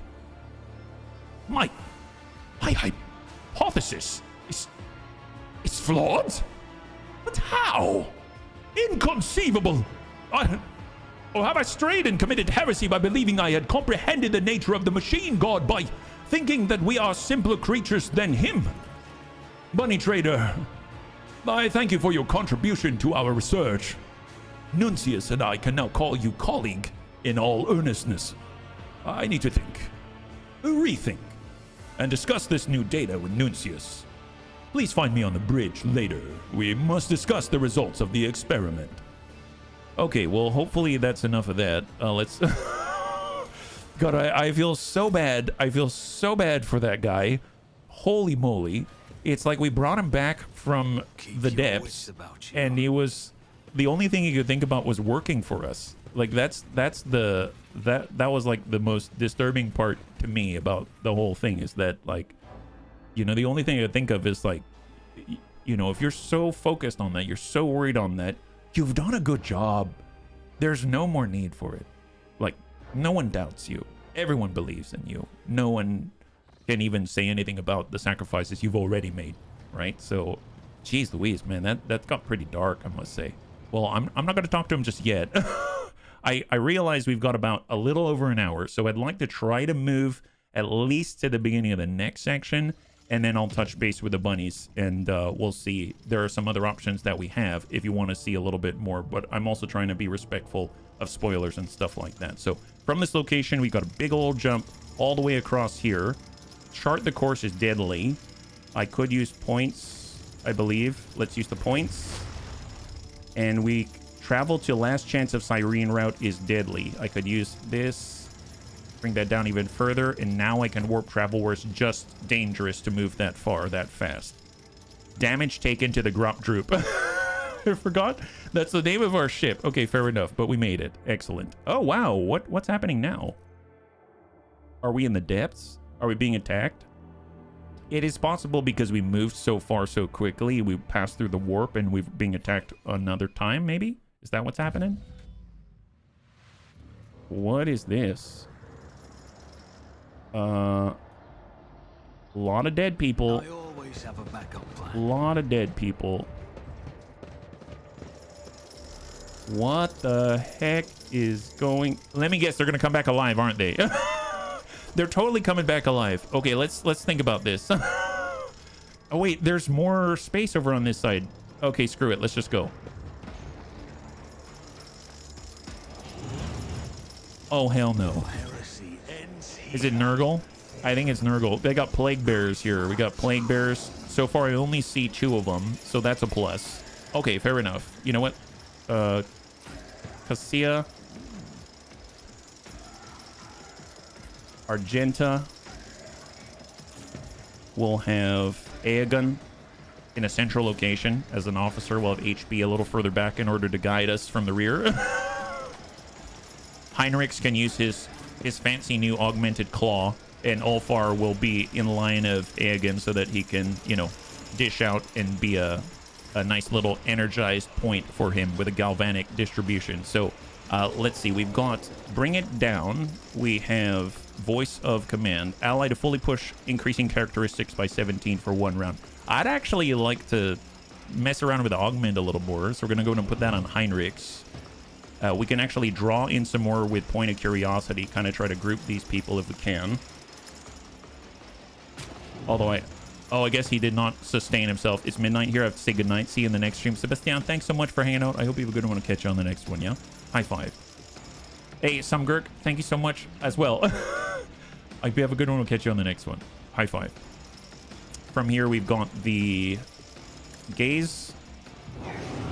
Nice hit. Lid the Stare. And I'm going to give Bring It Down to Heinrichs. Heinrichs can now use his new hook, which is, that's to ally, so this one's to enemy. So we're going to use the one to enemy. Oh, are we too far? It might be a little too far. I guess the radius is not that far. It's 4 cells, so we're a little too far, unfortunately. So I'll just have to shoot this guy with a pistol. Let's see to it. Nice. Oh, what? Okay, never mind. I thought it was just a 2. I was wrong. Okay, there are undead, and they are rising as we destroy plague bears, apparently. Okay, fair enough. Fair enough. Wonderful. All right, hold. That was that free turn there. We have the Notch of Purpose. Me. If you insist, Lord Captain. That guy moved, took damage, died. And end the turn. All right, Plague Bearer is moving right on Ulfar. Yeah, good luck on that. Got Argenta. So who's out here? We've got our Plagued Undead on the top. Plagued Undead right in front of Ulfar, and then we got one behind. I guess we'll just send blasts. So we'll go with I'll do it. Reckless Rush. We'll go with As the Wildfire, Emperor commands, I act. and then we'll pop off Doubt is for the the weak. closest. You escape the Emperor's judgment. And then we have enough to maybe clear the guy at the back. The Emperor commands. Nice. So that we're only looking in one direction. I don't want to have to look in multiple directions at the same time. That's just the worst. Heinrichs. Let's push on in. And then we can actually utilize our claw. Force couple to that guy. Ding. That's pretty cool. My God, not bad. Hey, Simmons, thank you so much for the redemption of Hydrate. Much appreciated. High five. And since we're here, we'll give a good old Force Sword Blade right to the Plague Bearer. Nothing stands against me. Hang tight, and then do the same with Ulfar. Beautiful. Is that it? Okay, very efficient. Let's continue. Oh, never mind. There's, gosh darn it, there's more. We're doing so well that they decided they can't be stopped. They can't be stopped. I mean, I guess we could. Where are they? Everywhere. Everywhere. Well, I guess us being together doesn't really matter where. Plagued Undead, Plagued Undead. Argenta goes next. I guess staying near Ulfar is probably the best I can hope for. Let's get on over here.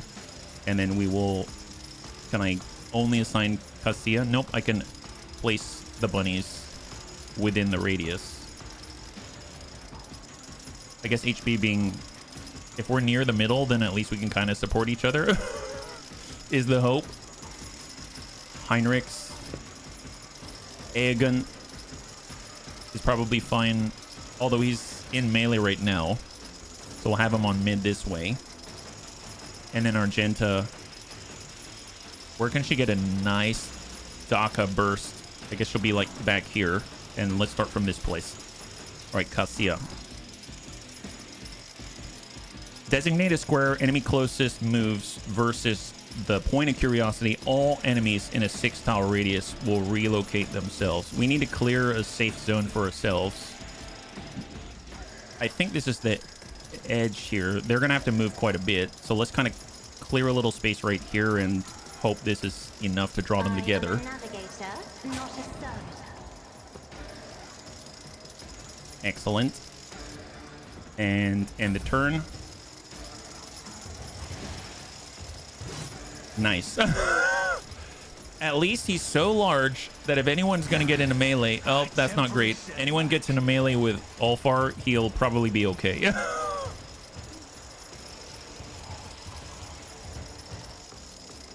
There is no safe space. We got to create our own safe space. The nice thing is, if we have the Magna Rail, we can actually see the Magna Rail lance chain through some people a little more readily here.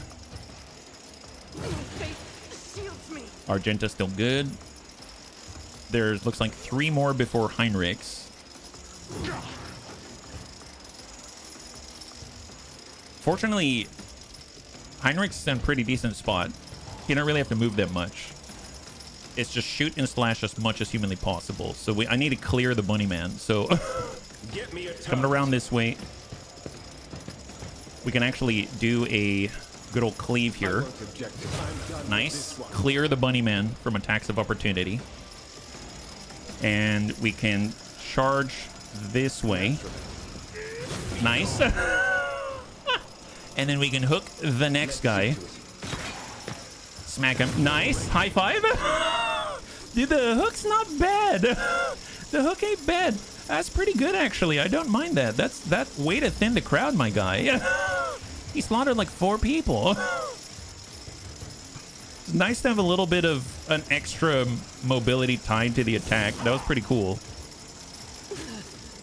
All right, so it's to Argenta. So she's got the toxin, unfortunately. Now, she could... I realize I'm at close range. I believe I can kick the enemy away, right? So let's kick. Nice. This is the Imperium. And then we're going to come in with a suppressive fire, a wildfire. And then we're going to dump out Daka. Well, 0%. Well, I don't know. What if the guys are dead by that time? Yeah, apparently... Yeah, it's enough. Those guys are all 4 dead. Excellent. Who else? I could dash for another angle. I could dash out this away. And then dump out a burst like this. Oh, never mind. That didn't quite work the way I remembered. And then I suppose she does have Firearm Mastery. Gain the ability to make a number of extra attacks equal to weapon rate of fire. She buffed up her rate of fire earlier. So now she can just do pinpoint shots. Like this. Excellent. No problem. Oh, I forgot about this ability. I like this one. Yeah, that's a good ability. That's really powerful. Who else can you shoot? You got plenty more where that came from. 64%. Yeah, eat that. Excellent. Good job, Argenta. Anyone else? Oh, there's a guy up there and a guy over this way. I didn't see those guys. Yeah, shoot that. Yep, shoot that guy. Glad. Can't see him, unfortunately. And I think that's most of them. Where are the rest of them? Oh, this guy's just burning. I didn't see him down there. Oh, yeah, now he's not burning anymore. Thank Argenta. Thank Argenta. And we'll end the turn there because we don't have line of sight. Last remaining undead. Excellent. Wow, I forgot about that ability. That is so good. Here, let's be right here. And then we'll charge that guy. Nice. Is that it? Or did... Okay, excellent. Okay, let's keep moving. Let's keep moving. Don't stop believing. Keep looting everything and anything.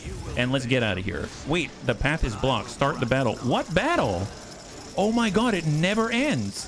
Do we have to fight our way to get out or something? Holy crap, I had no idea. All right, well, let's at least group bunnies up, and then we'll try to shield them with the bigger guys. How about that? Man, I had no idea that this was like this war of attrition or something. That's incredible. Again, stack it, and let's go. Holy moly. Is this part of the DLC, or was this a random encounter out here? Well, where are they most gathered, I suppose? We've got Plagued Undead, Plagued Undead, Plagued Undead. I guess the one's closest to the melee right now. I don't think they're really gathered enough that I can do a point of curiosity that's going to grab multiple people. But I can at least get some people. So I'm just going to do a Notch of Purpose instead, because it only affects the one target. And we'll have them move out this way. If you insist, Lord Captain. The more they move, the more damage they take, if I recall. We can do Held in My Gaze and finish them. As duty demands. Although I realized I probably should have moved before I did this, but that's fine. That's fine. Don't worry about it. Don't worry about it. The one coming up next is going to be HP, so I'll go ahead and maybe buff up Argenta with the tactical advantage. We can at least move and damage this lady. She's out.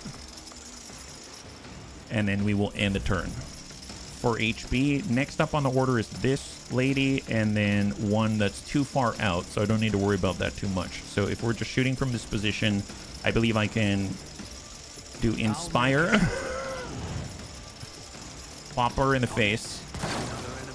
Lasgun is flashlighting us to victory. We'll help out our buddy Heinrichs.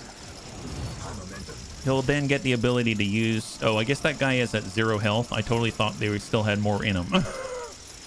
I wonder why they're not dead. Maybe because they're plagued undead. No idea. Well, can I just charge their undead shape? Does that do anything? Like, can I strike? No, it says 0 for some reason. I can't shoot him. That's weird. Hey, Moggy, thanks so much. I hope you have a good evening. We'll catch you on the next one. High five. In that case, let's just pass for HP. We got undead. The one who is in theory already dead undead, which is odd. So I guess I'll just come it around the corner and we'll use the bolt pistol so that we're in range of the rest. There it is. Good clear. And I...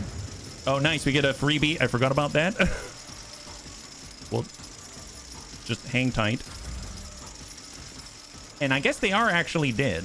Okay, fair enough. And then we'll just send a burst and hope it's enough. Is that it? Excellent. That may be it. Is that it for the... Does that conclude the combat? All right, let's get out of here, because I think we might loot when we leave the area. Nice. Oh my goodness. So what's this? On vileness and salvation. Yellowed pages of a tattered pamphlet. Universe drenched in foul blood. Therein lies our hope. Resigning ourselves to rot and deformity. Sounds like great unclean worship. And we will leave the area. Collect the remaining trophies. I'm glad that they have that feature. All right, so what we're going to do now, we are in the region. I just want to find our way to the Tear of Solar, if that is a possibility. Maybe the Atlas Reach is how we find it. If we visit the Chance of Cyrene, I am curious if there's a connector that we can make to get to these new locations out here, yeah? There's Snow World, Ash World, Zena Artifact. Nice! So there, we've never used this before. I'm curious if somehow we can now. This has always just sort of been there, and I haven't really done anything with it, right? Bridge, the object is dead ahead. Copy that. Report relay to officer on duty and pilots. Voxmaster on the line. I'm adding the pilot, senior officers, and Lord Captain to the channel. Your lordship, the Xena artifact, is directly ahead. What are your orders? All weapons fire. Set a course. We are leaving. Any changes in the construct? Negative, Lord Captain. No changes detected within the construct. What are your orders? Do my officers have anything to say? Van Kalox here. What we see before us is a webway gate, an artifact Xenos used to get to their sorceress realm, so to speak. It allows Eldari to get around the sector quickly and serves as a hideout for the most unpleasant tribe, the Jakari, whom we have already met. Iliad here? This gate is just like the one you saw in the Lilithan. The children of Asurian wander the void through such constructs erected in ancient times. Any ship that passes through such a portal will enter a tangle of paths fathomable to none but my kin. Alright, never mind. I was hoping that maybe it would give us access where we didn't have it before. I doubt there's any additional access here, so let's back out. And I guess we're going to go over to the Atlas system out there, because hopefully it'll give us some kind of a path that'll take us out here. So we'll go to the Maledicta. And again, we have another encounter. Well, let me ask you this, bunnies.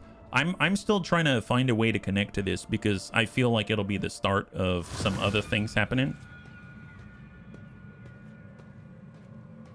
Oh. Never mind. Okay, I think we just met Trazyn. Unnatural silence reigns in your chambers. The dust motes hang frozen in the air before you. The candle flames cease to flicker, and the two enforcers who came to check your quarters stand still as statues, all in stark contrast to the other silhouette, one that is utterly unlike anything else in the room.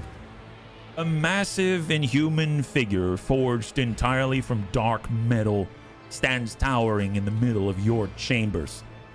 Despite your arrival, the uninvited guest's attention seems to have been entirely captured by the trophies on the walls of your study. Oh, he's trying to think of stealing our stuff. Interesting. Quite interesting. The only item of note in this worthless heap. But what is the genesis? The originating cause? A definitive answer would require more thorough research. But the testimony of even a primitive creature will serve. You, where on the ship did this object come from? What do you know of its provenance? What are you? Human. I am addressing you in a language you ought to understand. Answer my question. Which object do you even mean? This is testament to how the ancient enemies of my kind were defeated at the hands of your primitive people. Do you know how this object came to be here and why it occupies a place of such honor? That item belonged to my predecessor. She is dead. And the transience of life forms like yours leads to precious knowledge being carried off into the abyss of history yet again. I can see this is a dead end for further research. Since you have proven useless for my inquiries, I am ending this pointless conversation. Farewell, human. A moment later, the strange atmosphere in your chambers dissipates and your frozen enforcers stir into motion once more. Exchanging bewildered looks, the pair hastily make the sign of the Aquila and haltingly mumble words of greeting, clearly ignorant of what has just transpired in these quarters. Gosh darn it. So what is this again? He was looking at this. It's a bizarre fragment hung on a trophy board. The light smooth surface of the object is dotted with dark spots and crumbling holes. Like, why does he want this? Out of everything here, yeah. Such high thinker. Necron is so superior. Yeah. Trazyn the Stealer just decided to give us a little glimpse of what he is capable of. My goodness. Well, that's our inventory. I think we head back this way, right? Nope, that's not. Oh, look at this. The long dead eyes of this fierce monster forever capture the fear and pain of its final moments. Do you remember in the painting with Siberian? He actually had something that looked very similar to it. And I love the fact that, I think it's out here. Is that where our painting is? So if I go in this hall. Oh, Siberian's there now. But where's my painting? Oh my God. I told them to hang his beautiful visage here, and they replaced my picture. Danrock, we need to have a talk here. How dare you replace the Bunnyman's visage with something more handsome than me? Not allowed. Not allowed at all. Well, I'll have to deal with that at another time. I am curious, though, that now that we've had our encounter with Trazyn, if it's going to allow us to make contact with this new pair. So if we go to visit, do they have anything new? Otherwise, it's all up to the Atlas Reach. Continental World. Oh, this is a Space Hulk. Never mind. No, don't go there. Artificial facility, negatory. So it looks like we'll have to go to the Atlas Reach, yeah. Don't worry, your portrait's under his portrait so you can be closer to him. Good old Danrock, always thinking about us. That's wonderful. During the period designated as the night shift, the air throughout the ship suddenly turned stale. Those who were awake reported feeling incredibly tired. Those who were asleep later reported having horrible nightmares. The Zenith Earliot, one of the Lord Captain's personal retinue, was found delirious in one of the ship's bays. She was screaming in her unholy language, her arms raised high above her head, as if she was trying to keep the sky from falling. The enforcers were unable to free her from the trance. 2 who attempted to move Earliot were attacked and died instantly. The Zenith regained awareness about 10 hours later, and she explained she'd seen her homeworld of Kruderuk collapsing around her, and she'd been the only one able to hold up its walls. She added that no monkey should ever touch her again without permission, and that in the future, she would deal with the call of the warp on her own. All right, Atlas Reach, we are here. I haven't even left the tutorial system. It's pretty deep. It's pretty deep. Okay, so do we have a way to get there? Gas giant already explored. Asteroid field already explored. Ice world already explored. So how do I get there? Interesting. Maybe if I look at the journal, it might give me a hint. What kind of run you doing and why a heretic? I'm not playing... Well, I mean, I guess I'm an iconoclast, so a little bit of both, let's say, yeah? Back to the bridge. Focus camera, drop droop, void ship management. If I go to the journal here, we got price of righteousness. Aegon wants to discuss the results of the experiment. Well, I don't right now. Industrial sabotage. In order to get the tech priest of Alter, Templum Calixtus X-17 to agree to work on improving the implantation throne in the Sector Bionica, the rogue trader must help them resolve the matter of the disrupted Promethium supply. Whoever's responsible should answer for their transgression and be punished most harshly in the Ignis Corona. And then we've also got Footsteps of a Legend. It has become known that Siberian set out in search of certain artifacts allegedly capable of saving the dynasty, taking his relic sword with him. The rogue trader went missing somewhere in the cluster encompassing the tier of Solar, Ignis Corona, and Fortis Porta. So we are, I assume, in that area. We've got Tierra Solar, we've got Ignis Corona, and there's Wraith Tawi. I mean, it's possible I have to come from this direction, maybe, but I assumed that any of the close adjacent areas would suffice. But there's also Focus Camera Grub Troop. Nope, that's us here. Uncharted system. Find out what happened. Expand. Negatory. Well, I mean, I guess I could go back. There's unforeseen event on Continental World. Let's go there. I didn't even notice that that was there. My bad. So now that we're here, there's in theory an unforeseen event that the game has indicated, and I did not pay attention to the pop-up. So it was Continental World, right? This one right here. Points of interest, unforeseen event. There it is, right there. What kind of event we talking about? It's a very nice looking world, let me tell you. Here we go. The golden forests of Amber World look enchanting even from orbit. Leave the world alone. Oh, okay. Really? Can I? That is definitely unforeseen. I don't know what to say about that. That's so unforeseen. I don't even know what to do with just leaving it alone.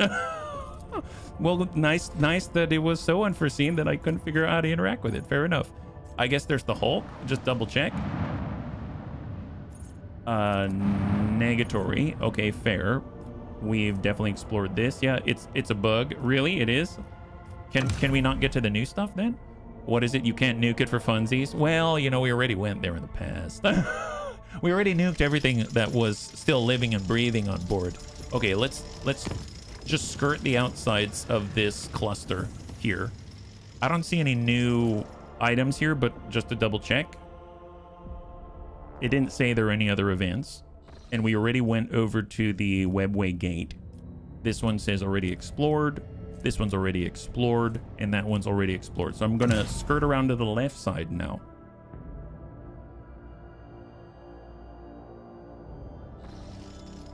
Let's head out here. And then we can break out to Wraith Tawi.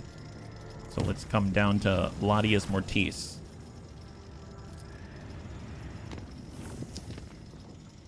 I think we've seen everything here, but just to double check. Any events to interact with?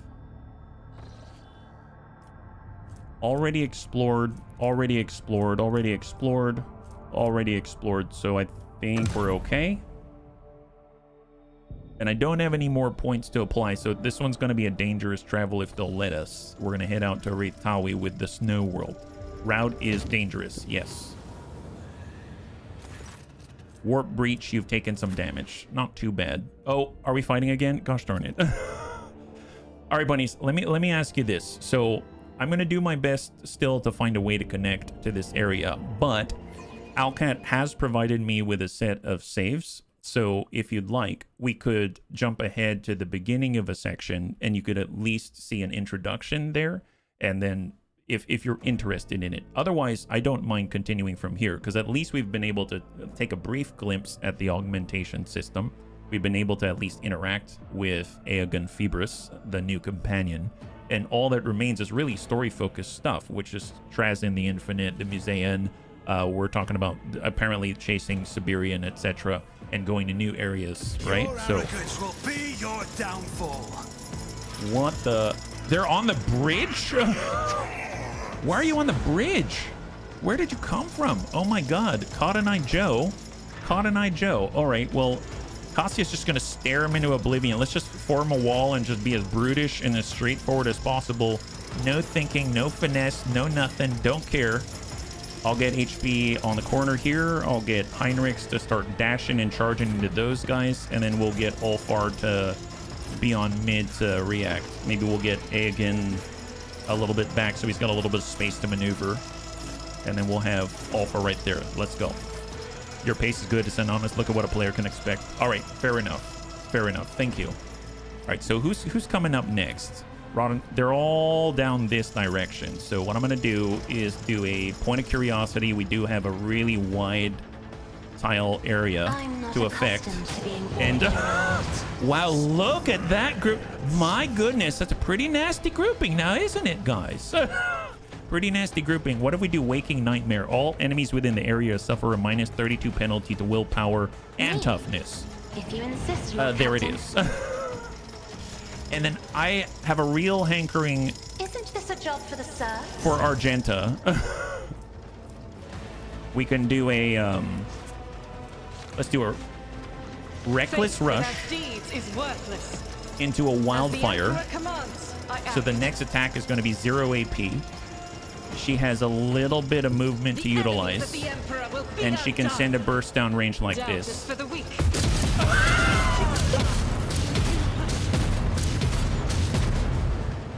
Ooh!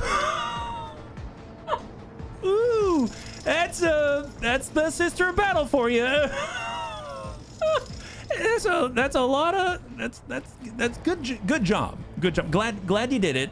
Wonderful. His will made manifest. Yeah, his will is very manifest right now, and you are the manifest of said will.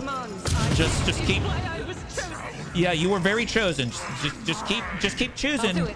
Yeah, I know you will. I have no doubt that you'll continue to do it. Faith without deeds. It's okay. You got plenty of deeds. Trust me. I believe in how many deeds you have to give to chaos. Let's just yeah. Okay. Well, you know, the thing is that no one's in line of sight for you anymore, so you're gonna have to rest for a moment. I know rest is for the weary and all that, so just hang tight knowing you did your duty to the Emperor. My God. Wow. Oh, it's still Cassia's turn. Okay, perfect. Well, glad we have an opportunity to dish out some real hurt now. My God, can we come down here, Navigator? Navigate your way to the next horrible incursion by the enemies of mankind. My goodness. Here, let's just come. Someone come this way. Hey, Macarena. There it is.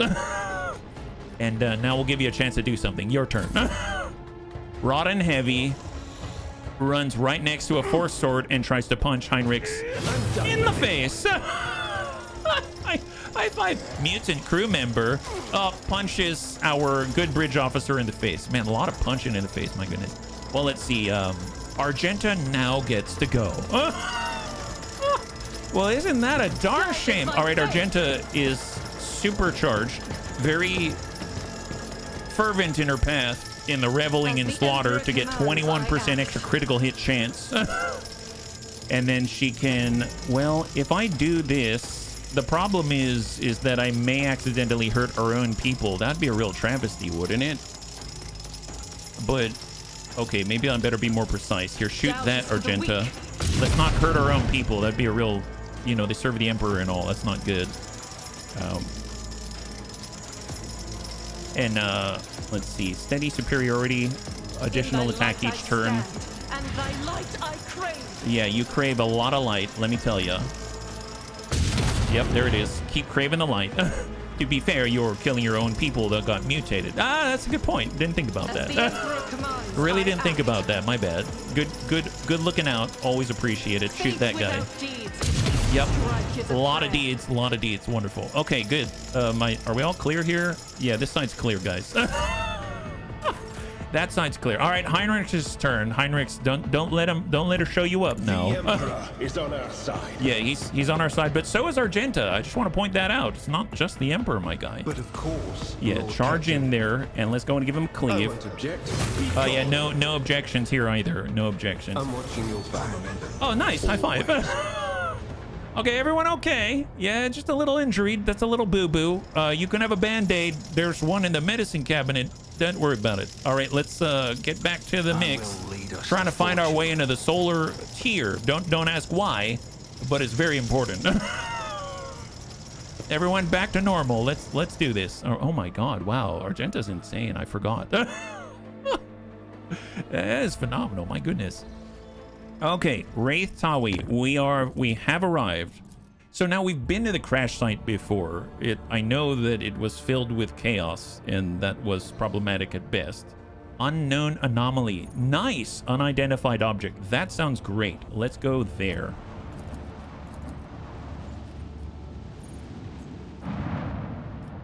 Will you let us... Nothing? I can't... Gosh darn it. Okay, never mind. That's not going to take me anywhere. Well, I'm pretty sure I've already been to the crash site, but we'll double check it, I suppose. I don't know if it's going to, like, gain us access to anything in particular. Thank you, Kojo. Appreciate it. Appreciate it.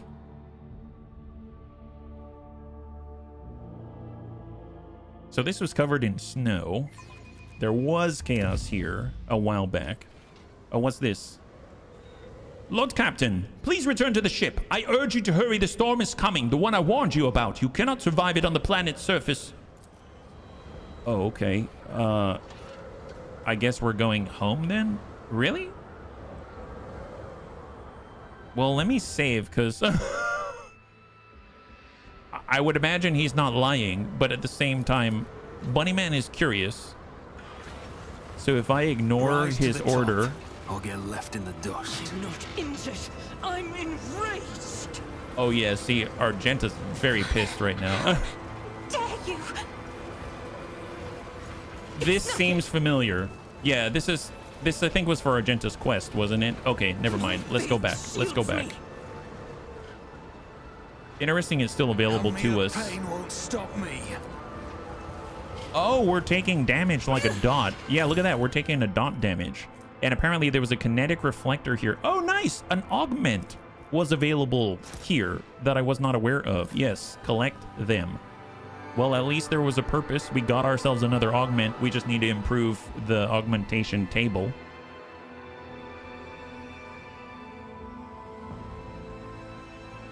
I'm curious if we actually have to go forward with different quests. Do you know what I mean? Here, let me show you what I mean. You've obtained a prime augment. Current implantation throne lacks the capacity for an invasive augmentation of the flesh. It requires the improved implantation throne. No, we're aware. We're trying to do that. So this is my immediate thought. Like, if we go back out to the Corvinus Expanse map and we were to go like all the way wide, right now we have a main quest line, right? So it is way over here. So if we push forward here, does it actually, we have to move forward in order to get access to these locations? That I do not know.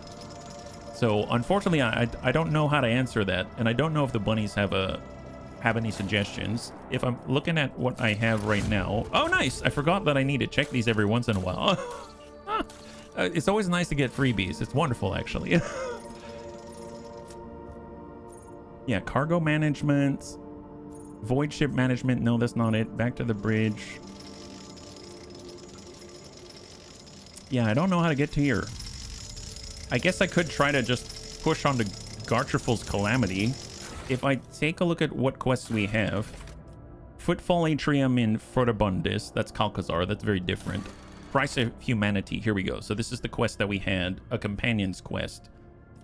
A certain message received by the astropathic choir of the von Valancia's flagship has disconcerted Heinrichs. Oh, that's that quest. Well, one thing I haven't done, I haven't actually talked to Aegon Phoebus. I don't know if it'll unlock anything, but at the very least, I have not done that. And he is waiting for me on the bridge. So maybe I need to talk to him before we can move forward at working on our implantation table, right? So I just have to find Aegon. I know Pascal is normally down this way, I believe. So, oh, there's Aegon. He's right here. So you want to talk about the Soma tree or whatnot? Rogue Trader, your timing is impeccable. I am ready to discuss the fascinating experiment we've been conducting in the Sector Bionica and on other decks. You wanted to discuss the results of the so-called Triasomata experiment. Indeed. After processing all the data, including your invaluable contribution to the outcome of the experiment, my dear colleague and I engaged in a lengthy debate. My cognitive block has been resolved at last. I've come to the conclusion the only correct decision in the context of this experiment was not to conduct it in the first place. My methods were correct, my intentions good, but I clung to my hypotheses to the last. In blind defiance of Nuncius's arguments and objective reality, I was attempting to wring usefulness out of people like charge from a dying battery. But regardless of how well and long a battery served before, when it is finally depleted, isn't the more rational response to dispose of it and replace it with a new one? Righteousness is a trait of these people, but it is not their primary function. I see that now. If you go to an adjacent star system, you should get an option to explore unknown warp routes. That's what I thought. I thought you saw where we went. As far as I'm aware, those were the adjacent ones, but maybe I, you know what it is? What if I needed a warp point and I spent them all? Do you know what I mean? Like, what if I'm out of warp points and I need one to make that connection? Maybe that's the problem. I spent them all. I'm curious if you can soft lock yourself like that, or if there's a way to get points, because I was just trying to maintain pace and move us through the content faster. That's why I spent them the way that I did. But I guess if I were playing normally, I'd probably try to preserve them, right? So that's probably a good insight for bunnies that are interested in playing the DLC. Maybe that's the cause. I'm not sure. I think you've drawn the wrong conclusion from all of this. Aegon smiles. Perhaps, but it is what I truly believe. Only time, the most dispassionate arbiter of all, will be able to judge us. I wish to thank you.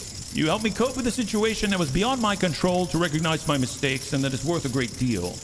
I was considering using this implant in an experiment, but I thought it too valuable to waste on the laity.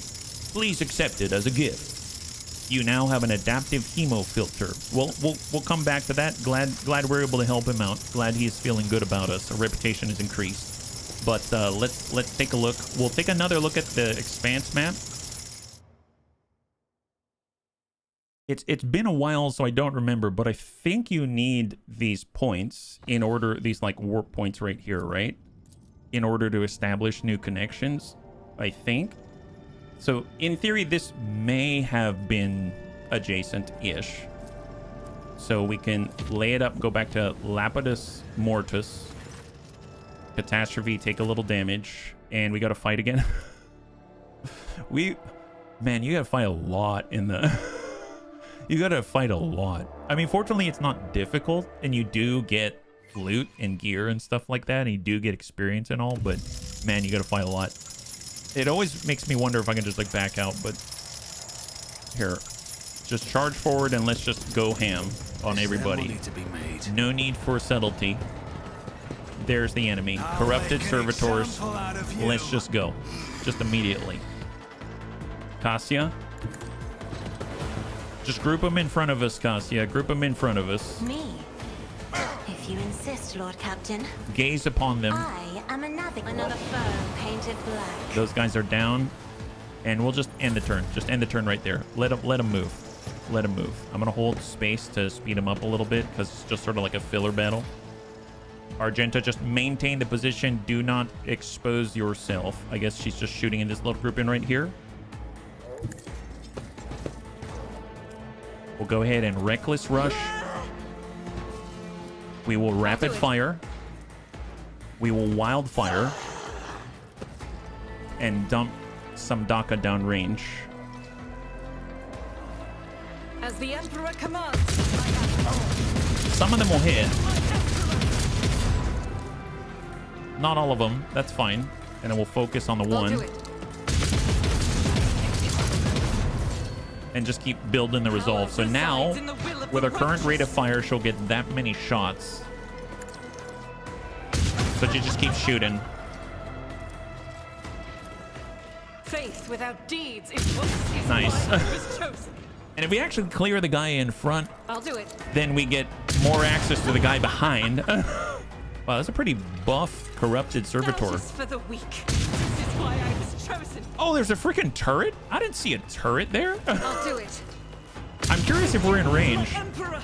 It'd be really interesting if that thing can shoot just as far as Argenta can.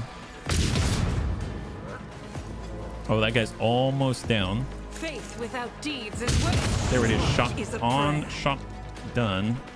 And we get to work on the As next. the Emperor commands, I Tech priest. Nice! It actually has penetration, goes right through and stacks on the the weak. turret there. That's awesome.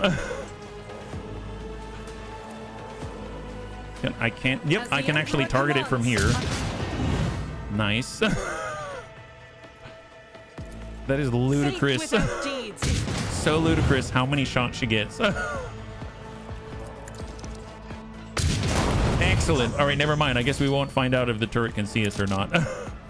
From this position, I think she can't really shoot anybody unless there's someone behind us. No one behind us at the moment. So can she still move? Oh my God, she can still move. All right, we'll God, relocate. Emperor, move through me.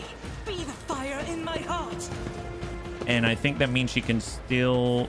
Oh, nope. Hang tight there. And the turn. Wow. All right, to Heinrichs. To Heinrichs. Coming around the corner. Foothold. Just brute force these guys. Full in line. Charge. I probably should have done... I think it was like Sworn Enemy, right? Or there's Taunting Scream. That wouldn't be bad to focus on him. We can endure. You gain more deflection, more temporary wounds. We can draw ourselves to the enemy with our new hook. Or never mind, draw the enemy to us. My bad. Smack that. Nice. Enemy down. And end turn. Turrets blowing stuff up. They kind of look like drones from the Borg. Does anyone else think that? It really reminds me of drones from the Borg. All right, HB. Voice of command. I'll see to it personally. Let's inspire I'll make it happen. and bring it down. I'll see to it personally. We'll go ahead and charge this thing. Let's see to it. Work that turret. Beautiful. Amaze balls. Amaze balls. And we're out of range. End turn. All right, they're grouping up.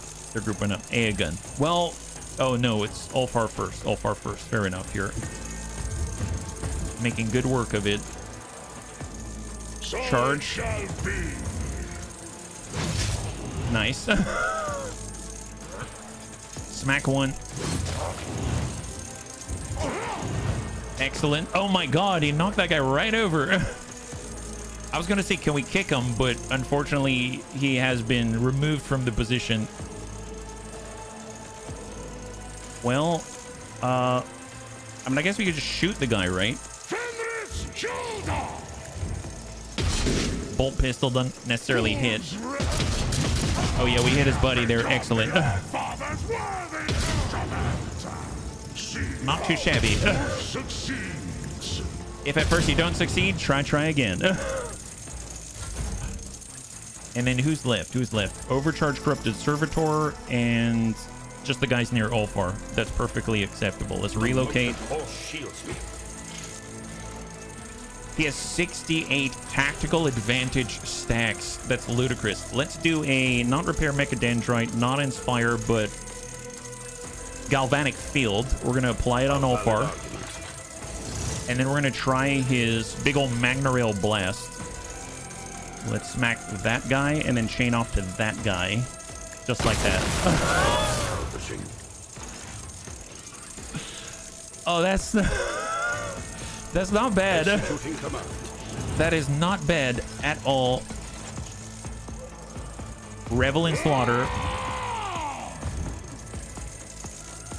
Dash out and send a shot.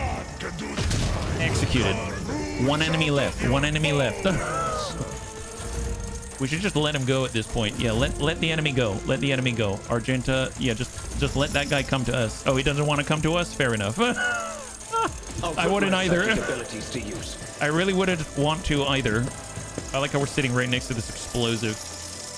Too far out here in the turn. HP doesn't have a good line, so just relocate. Don't let your guard down.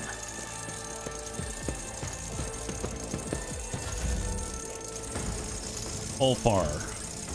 Surprisingly, I blocked Ulfar in, so he can't get through here. But I could rapid fire, reckless rush, wildfire, and just send the bolt pistol willy-nilly and hope it hits him.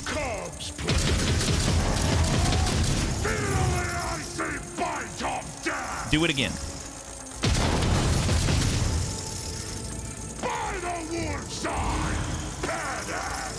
Reload. Do it again. 44% is... That's fine. It's a pistol of all things.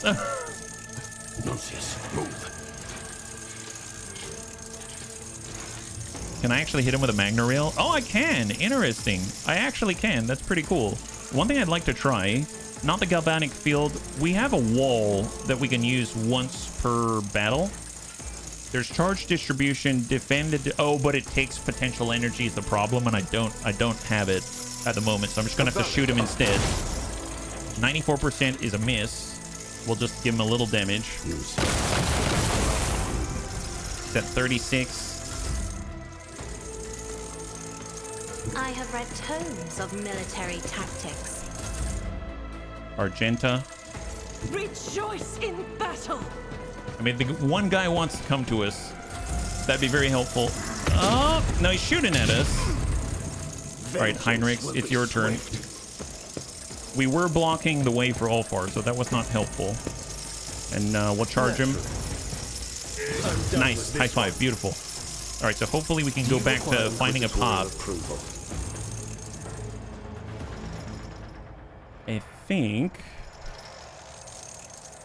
I think it's on this way. Is this where we came from? That looks like it could be it, but I'm not seeing a way out here. It could have been over here. Actually, there seems to be like an elevator or something in this direction, so maybe. Oh, here we go. Coronis Expanse, perfect. And we can just grab the loot right afterwards, which is great. We get a new grenade. I'll take it.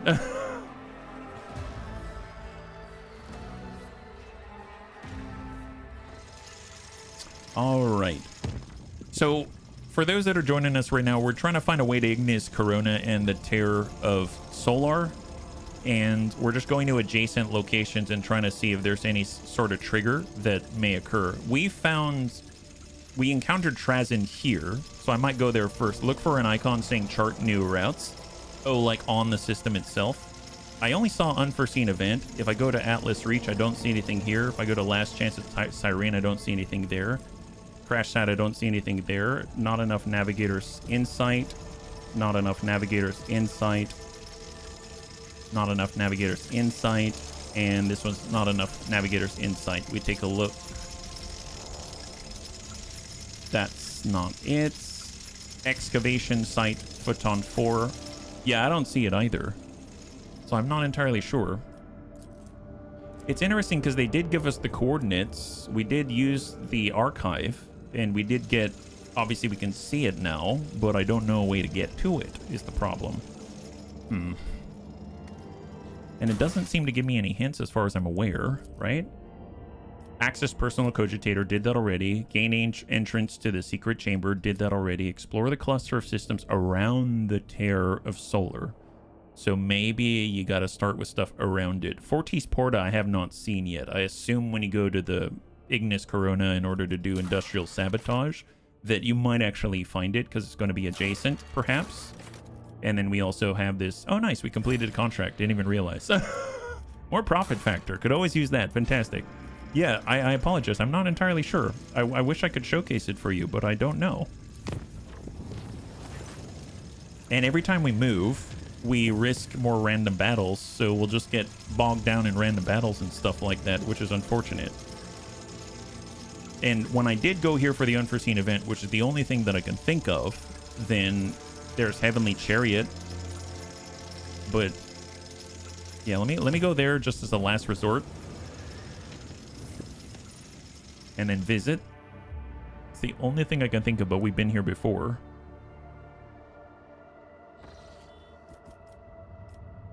This is the one that we couldn't interact with, right? That's provisions, plasteel.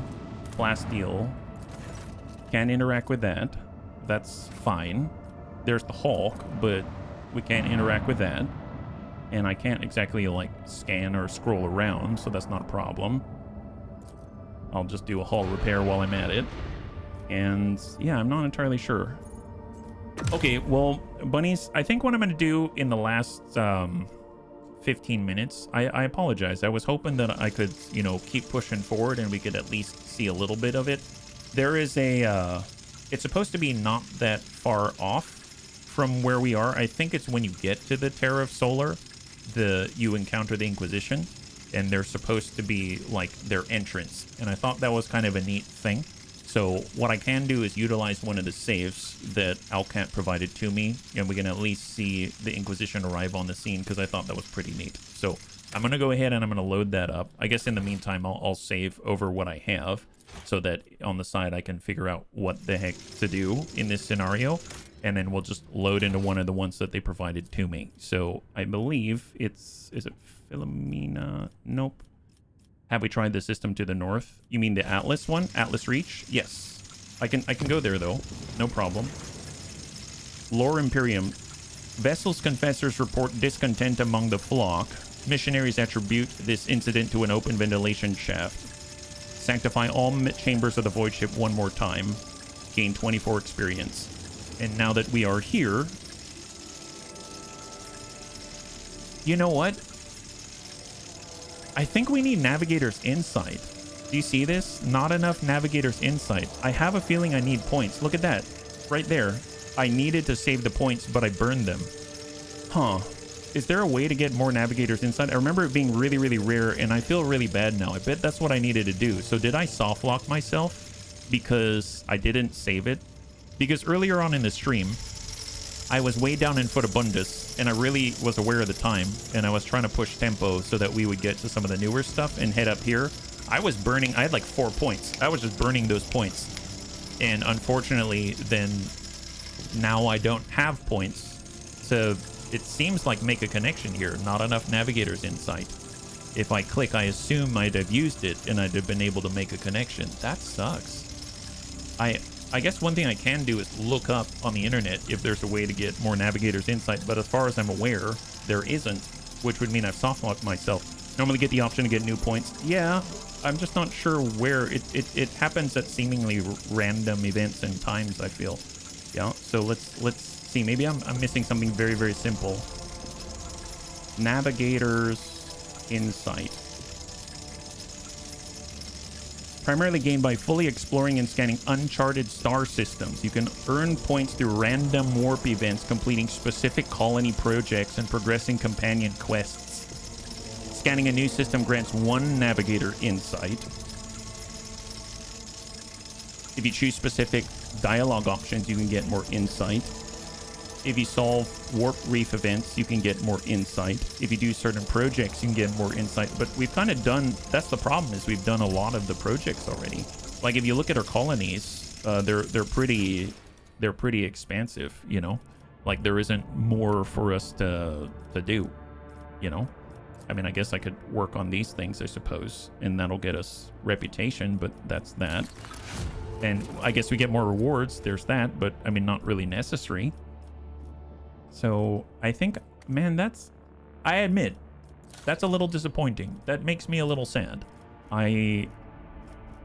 If I want to see the new stuff, then I think I've kind of soft locked myself. I mean, one thing that I could do, but it'll take a long time, I could go over to the side quest for Heinrichs and do that. I might walk away with another point there, but I still won't be 3 points to get me here. So I would just have to keep playing and maybe miss a whole section of content, which would be unfortunate if that's the case. I'm either misunderstanding it, or I've just committed a big gamer faux pas and spent resources when I should have been saving them and I just wasn't aware.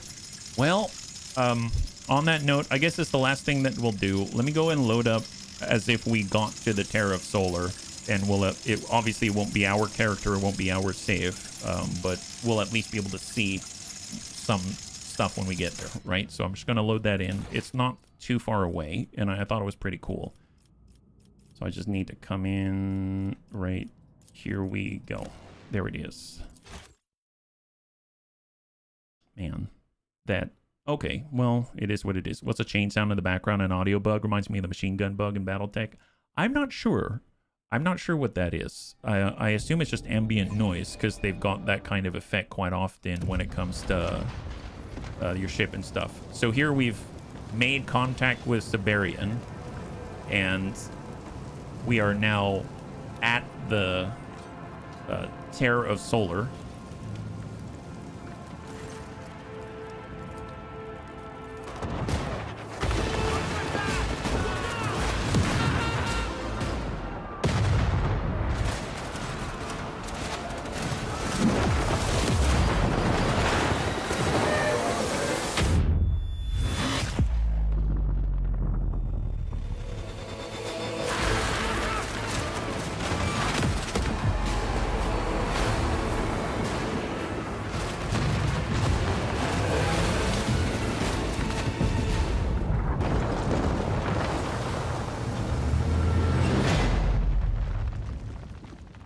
And the Inquisition has found us.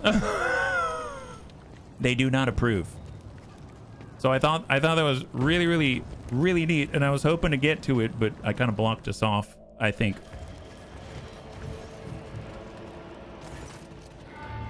So I won't spoil anymore, but I guess we can wrap up there. As freaking cool. This game is really, really cool.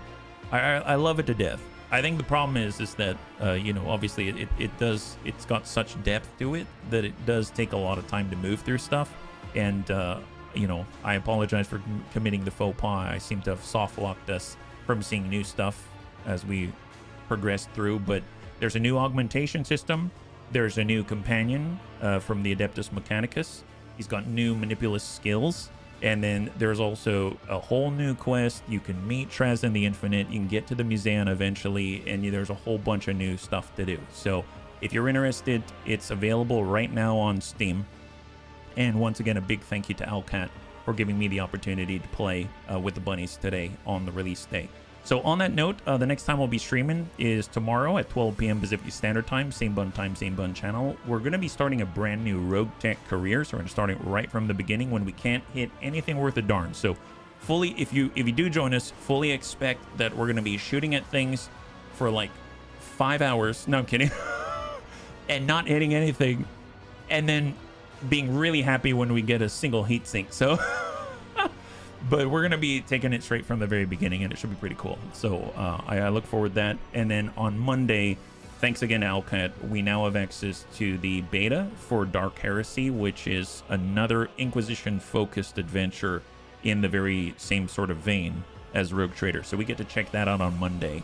And then we'll talk to the bunnies. We'll kind of suss out what you want to see some more. If you want to see more Dark Heresy, we'll go ahead and continue with that. If not, I'm really enjoying Star Sector, and I'd love to return to that. So it's however the bunnies feel. Trying to be a little more flexible, give you more options. So it should be pretty fun. So on that note, thank you again for those that hung out. I really appreciate the support.